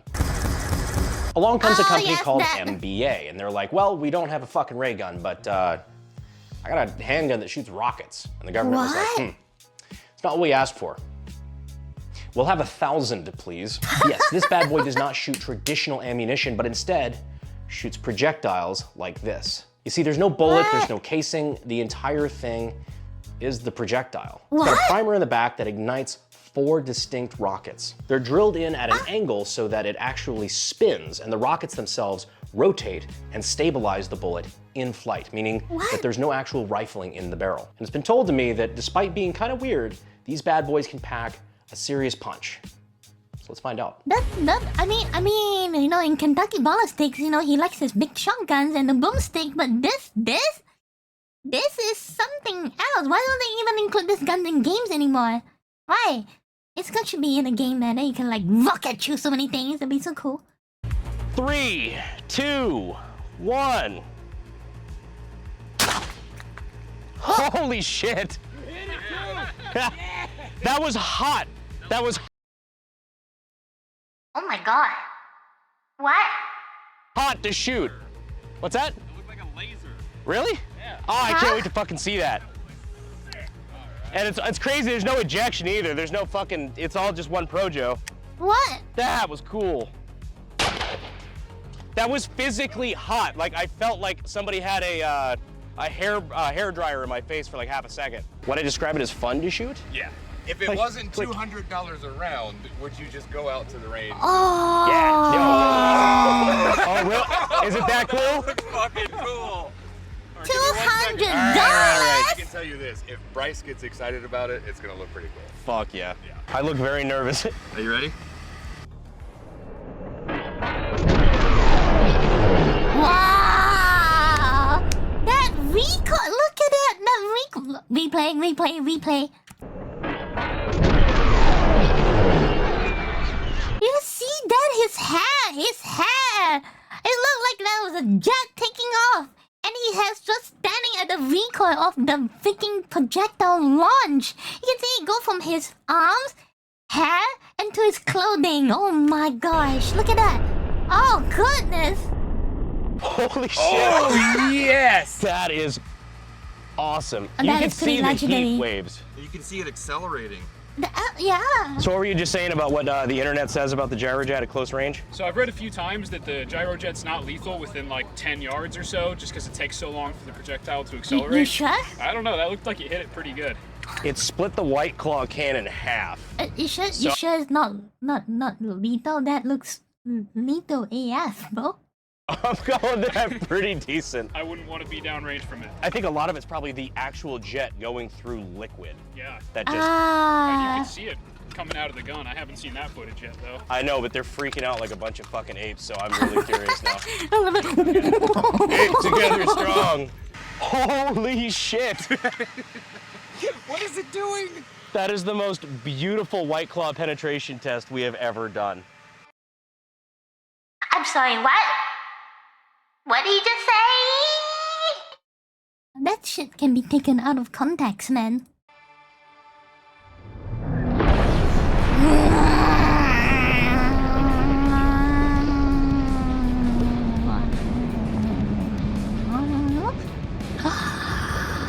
That is a work of art. Oh, that is a work of art. Wow. Wow! Wow. Yeah, because it's spiraling. Because that's what stabilizes it, I think. So we just had our big range day, and Ballistic Dummy Labs is nice enough to leave out some gel blocks, some of that fake titty gel, here for us to shoot with the gyrojet and capture for all of history, for firearm development history, exactly what this does to a gel block at super high speed. I'm super excited to get this footage. So from what we were able to tell, this gun is actually remarkably quiet. I heard TT gel too. So let's see how much of TTs can they actually blow up. Yeah. Also, the camera is pretty fucking high-end. 28,000 FPS, was that what I saw?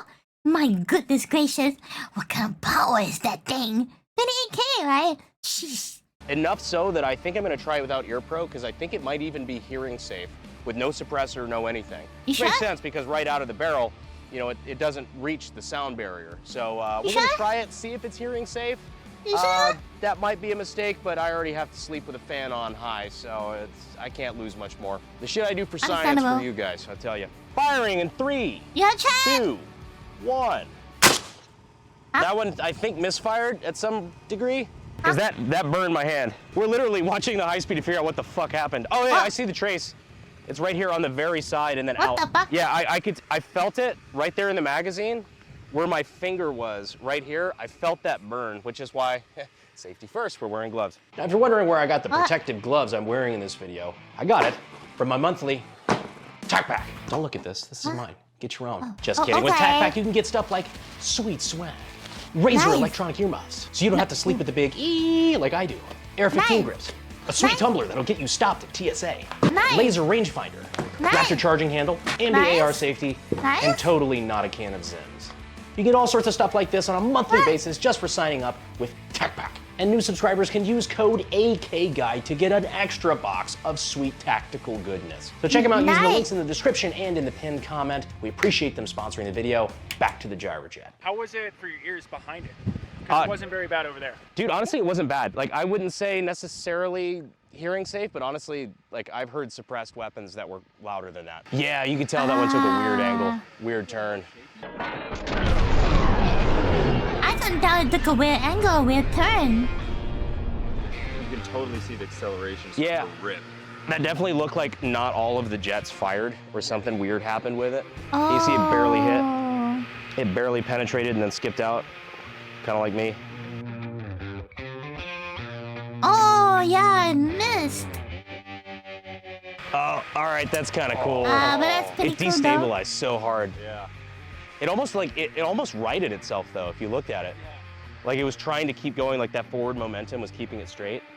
Because it went way up, but it also like tried to tip back down. Look at like the discoloration after firing it in the very back, like by the firing pin. You could tell this thing's seeing Not some heat meant now. for rapid fire. I don't know if this thing's ever been Constant fired use. before just by looking at it. Now, a quick how to use the gyrojet, just in case you ever are in a survival situation and the only thing you've got to defend yourself is a prototype rocket pistol. You never know, weirder things have happened. This is a Gyrojet Mark I. It's actually a pretty early one, judging by the serial number A023. Our hammer is internal, so you see this right here. Instead of being in the rear, the hammer is in the front. And it's set like so that when you fire it, it releases and pushes forward on the projectile, which, push up our loading gate here, it actually pushes the projectile backward onto the firing pin, which is recessed back in here. So that strikes the primer, ignites the rockets, and it pushes it out, which then resets the hammer. This here is actually the follower, and this little tab here is how you can load the magazine in the body of the handle like so. But then when the projectile... Oh yeah, because I was like thinking then where the hell the casing and the shell comes out, because you know, when you shoot, the shell goes off. Now remember, right? It launches itself forward. It's the whole thing. You don't need an ejector because that shit will like ejects everything at once. Your safety, pretty easy, on and off. Now you killing. Now you ain't. you don't. That, my friends, is pretty much everything you need to know to operate a gyrojet rocket pistol. Firing. 3, 2, 1. Did it work? All right. How the fuck? That is liquefied. No, there's no rockets behind it. There's no motor. That's crazy. Okay, so it literally just stuck in the front. You can tell it went in about yay far. So it's And then not came back effective out. at all? What the shit? Sometimes failures are cooler than successes. Right? Couldn't have planned that. Damn. You sound like my parents. Disappointing service.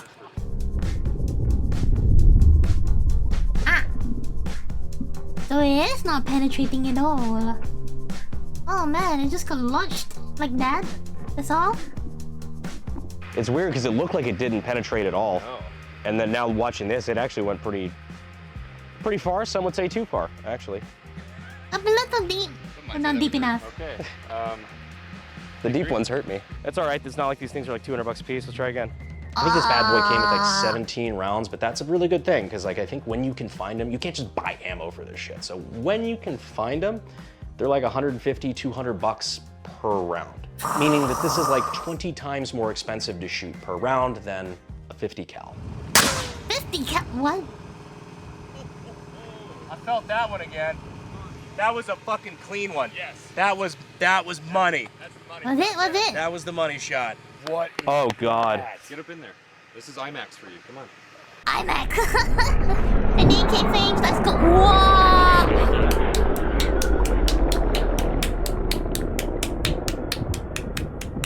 Oh, that is weird. That is the only projectile I've ever seen do anything like that. It's so stable for so long. That's actually kind of more stable than some just regular projectiles I've seen. Well, it still has force pushing against its stabilization surface. Yeah. Stable AF? Oh wow. Shit. That extra distance definitely gained some speed. Shit. Oh, that thing went up and over. Yeah. Oscillation is what we heard. It was like. Yeah, I remember hearing that. It sounded like fucking Looney Tunes. Yeah, I think, Adam, you want to do it? I think that rocket's small enough. I could take it. So, Oh my goodness, imagine that ripping into your chest for rumbling your inside gut, overcorrecting and then going off your butthole. I mean, body. Damn. Yeah, I can't. No, you need some serious healing, man.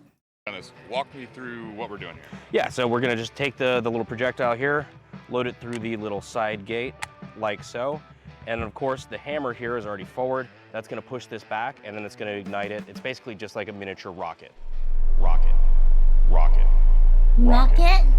Rocket. Rocket? Rocket. Firing. 3, 2, 1. Oof. You do get a Right? wave. It feels hot, right? It does, yeah. Felt like I was driving through Africa again. I hit a little below the ear. Did it go through? Is it? Yeah, I think so. Oh. Oh yeah. Went right out through the jaw. Oh gosh. And you can see behind the skull is very clearly fractured. Thanks for coming out, man. Yeah. I didn't realize it was going to be that heavy. Kind of funny, but you know, that bullet literally went past the freaking skull. Damn. And I'm kind of glad it was because I think I kind of like dipped it a little. I think I dipped a little and I was like, okay, hold on. You can be scared later. Get the shot done.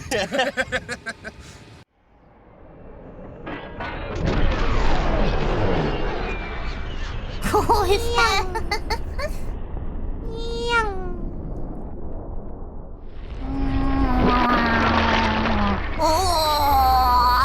Oh man, that means this is an accurate representation of how a bullet would go through a person, and then their skin literally would like the skin would like oh god, oh my, can you imagine a human's face looking like this?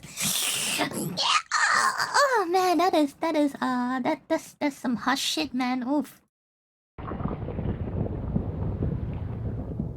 Jesus. Whoa. Oh my, you took bones off. Look how white his. Wow. Oh, look at that jaw drop. Oh yeah. That kind of looked like. I was just gonna Oh, say. that is indeed jaw dropping. Looked like that before. Jesus. Not even kidding. Now by now you're probably thinking, dude, the gyrojet is really cool, but there's no way the sucker actually saw any sort of service, right? That's where you might be wrong. In fact, there are photos of gyrojets floating around Vietnam, including what? One being held by a Medal of Honor recipient.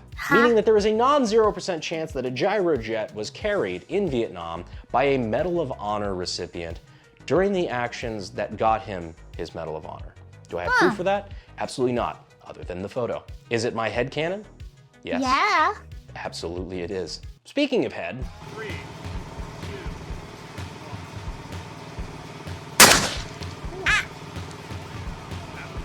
Oh, that was I started loud. to flinch, but I corrected. That was a good trigger pull.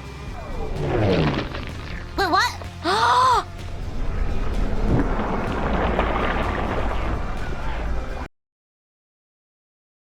Ayo, what? It just went through. Ignited inside as well. It will go through someone's flesh, rip a hole in their neck, ignite their vocal cords, and go to the other side? Oh gosh. This is not even deep throating anymore. This is just fucked. Oh man. Firing. That is absolutely wait, why are you? Ow! Wait, ow! Wait, ow! Wait, ow! I'm sorry. Ow! Wait, ow! I'm sorry. Wait, what do you mean? Why you bonk me, man? Wait, I'm just stating facts here. How dare you? 2, 1. Boom, boom. Hey, that's what we're after. There we What go. happened? We're gonna need a wash off Demo's table here. Oh. Look at that. Check it out. He's still fucking squirting. He's a little squirty boy. Wait, you found it? I found it. What the shit? Yeah. It was sitting right on top. No shit. Yep. There you go. Yeah. Right there. And it is hot. Cool. Oh yeah, wow. What is it? Is that another one? Ooh. I got another one. No. Oh wait, is it? It totally is. Oh, it totally fucking is. Holy shit. That is mushroomed like crazy right up. Yeah, that is very hot. I did not expect to recover any of these. This is So what you need to do, if you're okay with it, is get an ultra high-speed muzzle exit. You'll actually see this rotating slowly. Absolutely. You want to do that? Yeah, sure. Okay. Whatever you need. Sweet. 3, Here 2, it goes. 1. Ow, bitch. That was the first real fucking malfunction. Holy shit, look at this. You ever want to see what the inside of one of these rounds looks like? There you go. God damn. Check that out, that's plastic. Back of the rocket, where the rocket motors are. Primer blown out. Oh shit. Oh. Something went really wrong there. Wait, bulletproof underwear? What? That's a thing? What? Oh yeah, wow. That little piece popping out. Yeah, but I mean, we can see definitely nothing came out. So. Yeah, that's wild. Did it hurt? Yeah. Oh, you little piss baby, did your fucking widow rocket blow up? Your widow rocket go in the tube. 3, 2, 1. There we go. Better? Much better. Okay.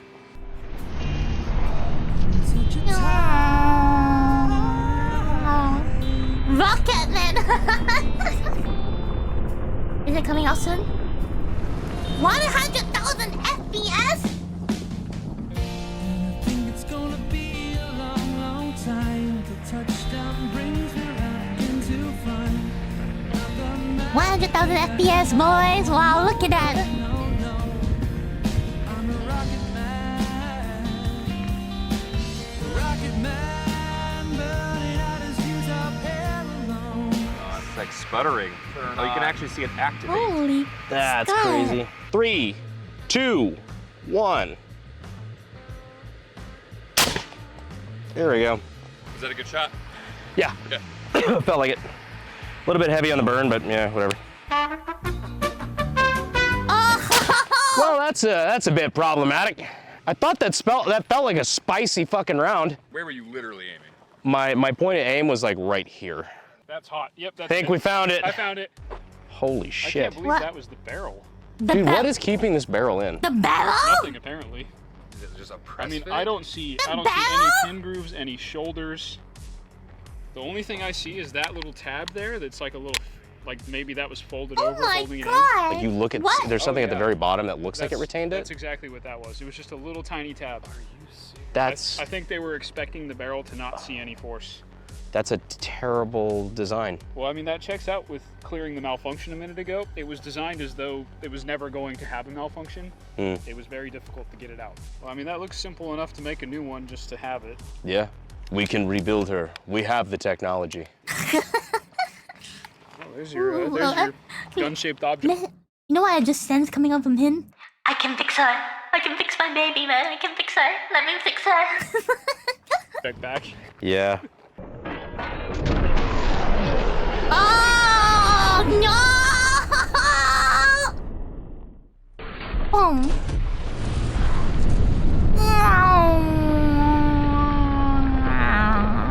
There it goes. There it goes again. Launching through my gun. And then the rocket activates. Yep, the rocket's still stuck in the barrel. Yeah. I have no idea how that happened. Wow. That looks like those videos when they unclog the sewers and just the log coming out.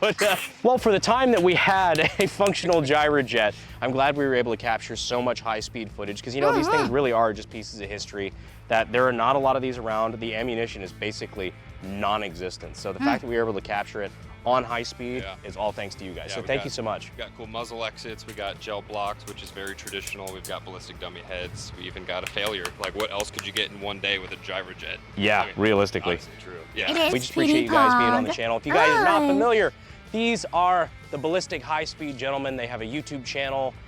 They've got a history of rockets, if you haven't been able to tell with the innuendo. You should definitely go check them out. We just appreciate you guys being on the channel, guys. Cool. Yeah, thanks so much for having us. Yeah. No, of course. But anyways, thank you guys so much. And yeah, I guess I will see you sexy YouTube mother lovers in the next video. Run! You were so chatty, didn't even want to run. Wait, what? Real life Helldiver shotgun? Bow, bow, bow, bow, bow, bow. No, I can't. Unfortunately. Sorry, I'm broke. Unfortunately, we have to call it a bit shorter today. You have been watching Brendan for years. This is my first time I'm being introduced to him. And, this would definitely, make for a great YouTube video, that's what, So, all I'm saying is, thank you, Zeki. Very cool. Okay, very cool. Alright, thank you. Didn't get the Seth. Okay, wait. How long is Seth's video? Moment. Let's see if I still can do it. Beep. Seth's video is Song of Streaks review. Oh, it's gonna be kind of long, isn't it? What is 2 days ago? Oh my gosh. Okay. I don't think reacting to something that for them to be that quick is good. So I'll save it for next week. Yeah? For next week instead. For next week. Next week. The plan. What's the plan going to be next week? Is we will be doing 1 day of Helldivers with Pending and me. The fourth person yet to be decided. Definitely not Belle. And then we are also going to do more Skyrim. So Skyrim, on the Skyrim air will attempt to continue down the Dawnguard questline because I mean, not Dawnguard. I mean, for Sylvana, Vampire Waifu questline, because I apparently cannot join the Dawnguard side anymore. I I'm a vampire. So I thought I could continue down the Dawnguard questline a little bit. But when I went to Dawnguard Castle, everyone woke up and attacked me. So I did the only one thing I could do. I sucked them off. And then became more powerful after that. So that was a fruitful trip, you know. I cleared the castle and then left one guy alive, and then I eat it. So it was all great. It was all great.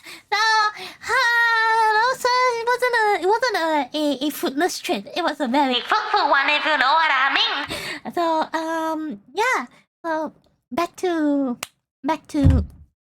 how back to the vampire castle I go, and I did a little bit of a chalice. So I'll just update you guys. You know, I did some chalice. The vampire guy was like, "Hey yo, wait, it's time. You know, it is time, and then we need out. Wait, what the? Ow! How is it out? We can combine out. I didn't know out. I didn't know you can come out. I didn't know you can come back out. Wow, out. Okay. I'm sorry. But what was I? Oh, yeah. Let me like reiterate what happened really quickly. You know. So, I was told that, you know, the Vampire Lord Hakon was like, "Hey, yo, fam, we need... please tell all my guys that it is time, fam." So I like being a little good girl, you know, because I do need a father figure. I follow my daddy, and then... I did not... But I went to this guy, and he was like, "Hey, yo, fam, father wants me to tell you that it is time." And he's like, "Oh, shit, fam, it is? Oh my goodness, it's been so long since anyone said it's a time." So he brought me to the castle's level 1 floor, gave me this empty chalice, and he's like, "Hey, yo, fam, you know, this chalice was used to hold some kind of, vampiric blood." And I'm like, "Oh, shit, really? It looks kind of like dry right now." And he was like, "Yeah, fam, that's right. We need you to, like, go down to the basement of another place, to go and like get the old blood." And I'm like, "Oh shit, should I be feeling the old blood?" And he's like, "Nah, fam, you don't need to feel the old blood. That's some blood bond." And I'm like, "Okay." So I went down to this cabin called a vague cabin, something like that. And the people in there were apparently smuggling den. And then I was like, "What the heck? What's this place?" And they were like, "Hey fam, this is like where we do the skooma, man. We have the skooma here, the good shit, yo." And so I went down to the skooma field den, and I started to see like everyone's like smoking, not hot, but really smoking. Just smoking those things. And I was like, "Holy shit, this is some good shit here." And over in that weird place, however, I found a legendary artifact which was just stored around in the corner. I'm like, "What the shit, man? Why is there some kind of legendary dagger here?" It's called the Shankaton or something like that. Blade toy. And apparently it's good for shanking. So going down to that place, realized that holy shit, this is not just any ordinary skooma den, it was a vampiric skooma den. So I broke my way in, found a few vampires who were like, "Hey shit, fam, you're not supposed to be here. Oh wait, you one of us?" I'm like, "I am not one of you. I'm better. I'm elite." So I transformed into that little vampire lord, which I can tell you guys as well. Easy, don't worry. I've changed the vampire lord. And now I'm fucking hot like it's no longer like the ugly vampire lord you see. It's a succubus now. So it's kind of hot with wings and everything. So looking more like a person meant to do the big suck. So I did what I needed to do, and I sucked those vampires off, you know, to gather their power and become my power. And then I was like, "You know what? Sucking is just too hard. Let me just stick to the blades." And then and I stick to my long swords with big sharp edges, you know, and I aged them closer to death. So as I aged them and a few other vampires, I got really deep into the den, and then out, and then out, and then out, and out, and out, out. As I got deeper into the den, well, I started to realize, "Oh shit, man, there's not just vampires here, there's some weird undead people here." As I go deeper and deeper and deeper, you know, aging all those other vampire wannabes, those low-ranking infidels who think they're like the elite vampire when I'm the true elite here, you know, with a combination of aging and sucking, I collect them all, and I made it to the deepest part of the cavern where then suddenly, two vampires from the castle, popped out of nowhere. So I'm about to scoop this ancient water blood for my daddy, Akkad. And they kind of appeared and like, hey fam, you know, you were following you all this time, and now unfortunately we got to kick your ass. And I'm like, what the hell? I'm just doing my job. And then the other guy was like, hey, too bad, but you have to die. Then a lady that came with the guy was started to double cross not only me and him. He's like, you have to die too. No weaknesses. And I'm like, oh shit, is this a power struggle? And then suddenly I thought they were gonna be easy, but then being elite vampires, they were actually had Dark Souls boss bar. So I'm like, oh shit fam, these guys are not normal. They are actually elites with their own HP bar. And I wanted to freaking run away, but then I tried to even up the odds by actually transforming. But they did the one greatest sin ever. They interrupted me mid-transformation and kicked my ass. That's illegal, man. That's illegal. That should not have happened. Yeah. So I know I had to like restart the thing once because they actually kicked my butt. So I had to move really far away so that I don't avoid that great sin of being attacked while mid-transformation. And I'm like, what the fuck? So now I've changed form to my succubus so I can deliver the big suck. But apparently they were more efficient in sucking. Not blood out of me, but the fucking life out of me. My goodness, they use my one and only biggest weakness right now. Fire! They roasted me, man. They roasted me like how sometimes you guys roast me for my geography, and that I got really roasted.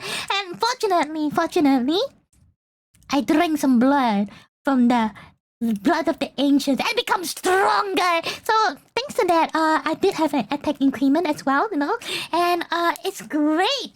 It was great. So I flucked those two vampires over after that by sucking the blood and the essence of their lifeless corpses as I T-boned them a little bit. And then, because I was feeling a little bit dirty, you know, after all that battle, I had to shower. And there was no shower around. So I did the one thing, the next best thing. I showered in the old blood. Oh man, I got down and dirty.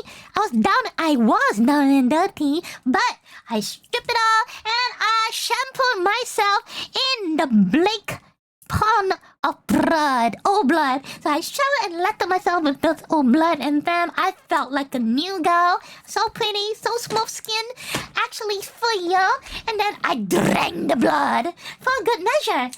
And I filled the chalice with the old blood. And then, fortunately, it was a very easy way to get out, which makes me realize, holy shit, I took the long path in as well. Yeah, I took that long path in, but there's an actual shortcut to get out. So I took the shortcut out, went back to the castle, and the story ends there. So that's what happened. For real, no cat, yo.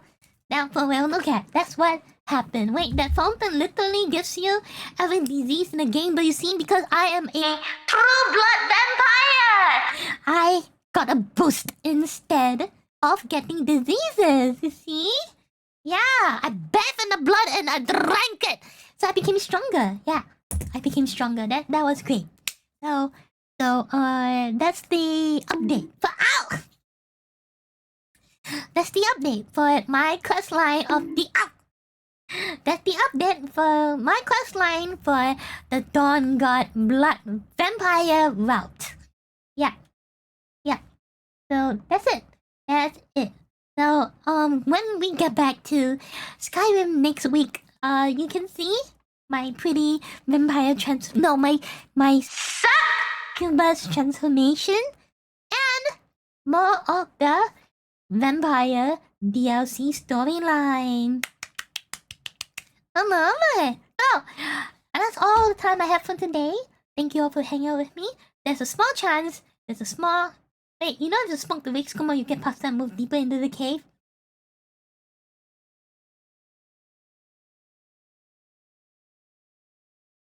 This face is describing me now. At the same time, this face probably describes all of you when I was explaining my recap.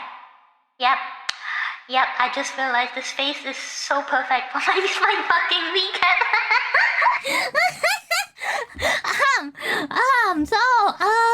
Yeah, so thank you all for listening to my very quick recap, yo. Next week, more Skyrim and Helldivers and potentially more reaction stuffy. So, at the same time, there's a good chance that this Saturday nighttime, this Saturday nighttime, we might do another anime night. Saturday nighttime. What about I'll show. 101v1 now, huh, Draco? Okay, come. Ready? 3, 2, 1. So, as I was saying, we might do anime night this weekend as well. Maybe. I'll let you all know. Sati being our anime night tracker, will let you guys know if we are doing it this Saturday nighttime, your nighttime, right? Your nighttime and my Sunday morning. So, if it happens, it will be EDT, Saturday night EDT, 11 p.m. If it happens. Yeah, if it happens. Or earlier than that. We'll see how it goes. But thank you all for hanging out with me once again. It's been great seeing all of you here. Well, thank you so much for chilling with me today. I had a great time with you all. But now let's give some love to another person streaming. Whoa. Let's see who's currently online. Okay. There's this particular VTuber, vampire sexy VTuber that I kind of... Wait, is she ending? Is she ending already? God damn, I think she's ending already. Okay, never mind. She ended the vlog. Damn it! Okay, so it's fine. We can't get a vampire waifu today, but we can get another vampire themed waifu. So let's see. No. Daisy, is this a vampire? Are you a vampire? Hold up. No, not vampire. Is Alice online? I don't see Alice online. Is Alice online? No, not vampire. I got her. No, Ellie. That's not vampire. Where are my vampire waifus? Oh my goodness, there's no vampires online today. Unbelievable. Oh no.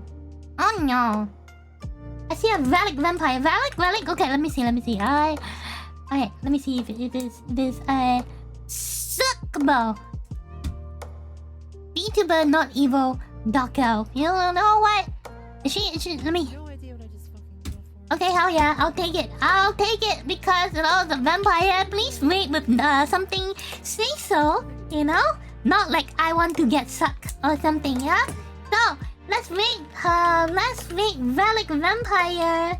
You know, going with the vampire team, give her some love. She's currently playing Final Fantasy VII Remake, which could be very focused for a lot of FF players, huh? I'm an FF player. I kind of want to go back. I should go back one day. But Saucy Senpai, take care. Cool, see you around soon. Thank you all so much for coming over. So, let's read with I like vampires. Yes, okay. I give the something say so. Oh gosh, yeah, sugar, let's go. The blessing. I like the them. Oh gosh, my brain doesn't work. Help! Okay, you know what? Sugar, I'm like blessed. Okay, let's go to the same old emails. I don't want to show that I'm a fucking DJ, no? I'm gonna be a DJ. No DJ. Follow setting, people. Once again, thank you all for being here. I totally do not want her to suck me. So, catch you all in Discord. Don't forget to check out my Discord and Patreon if you want to support me more and see more Sugoizing content. And also, gun video will be out this weekend as well, so take a look at that. So, till then, people, take care of yourself. Bye-bye!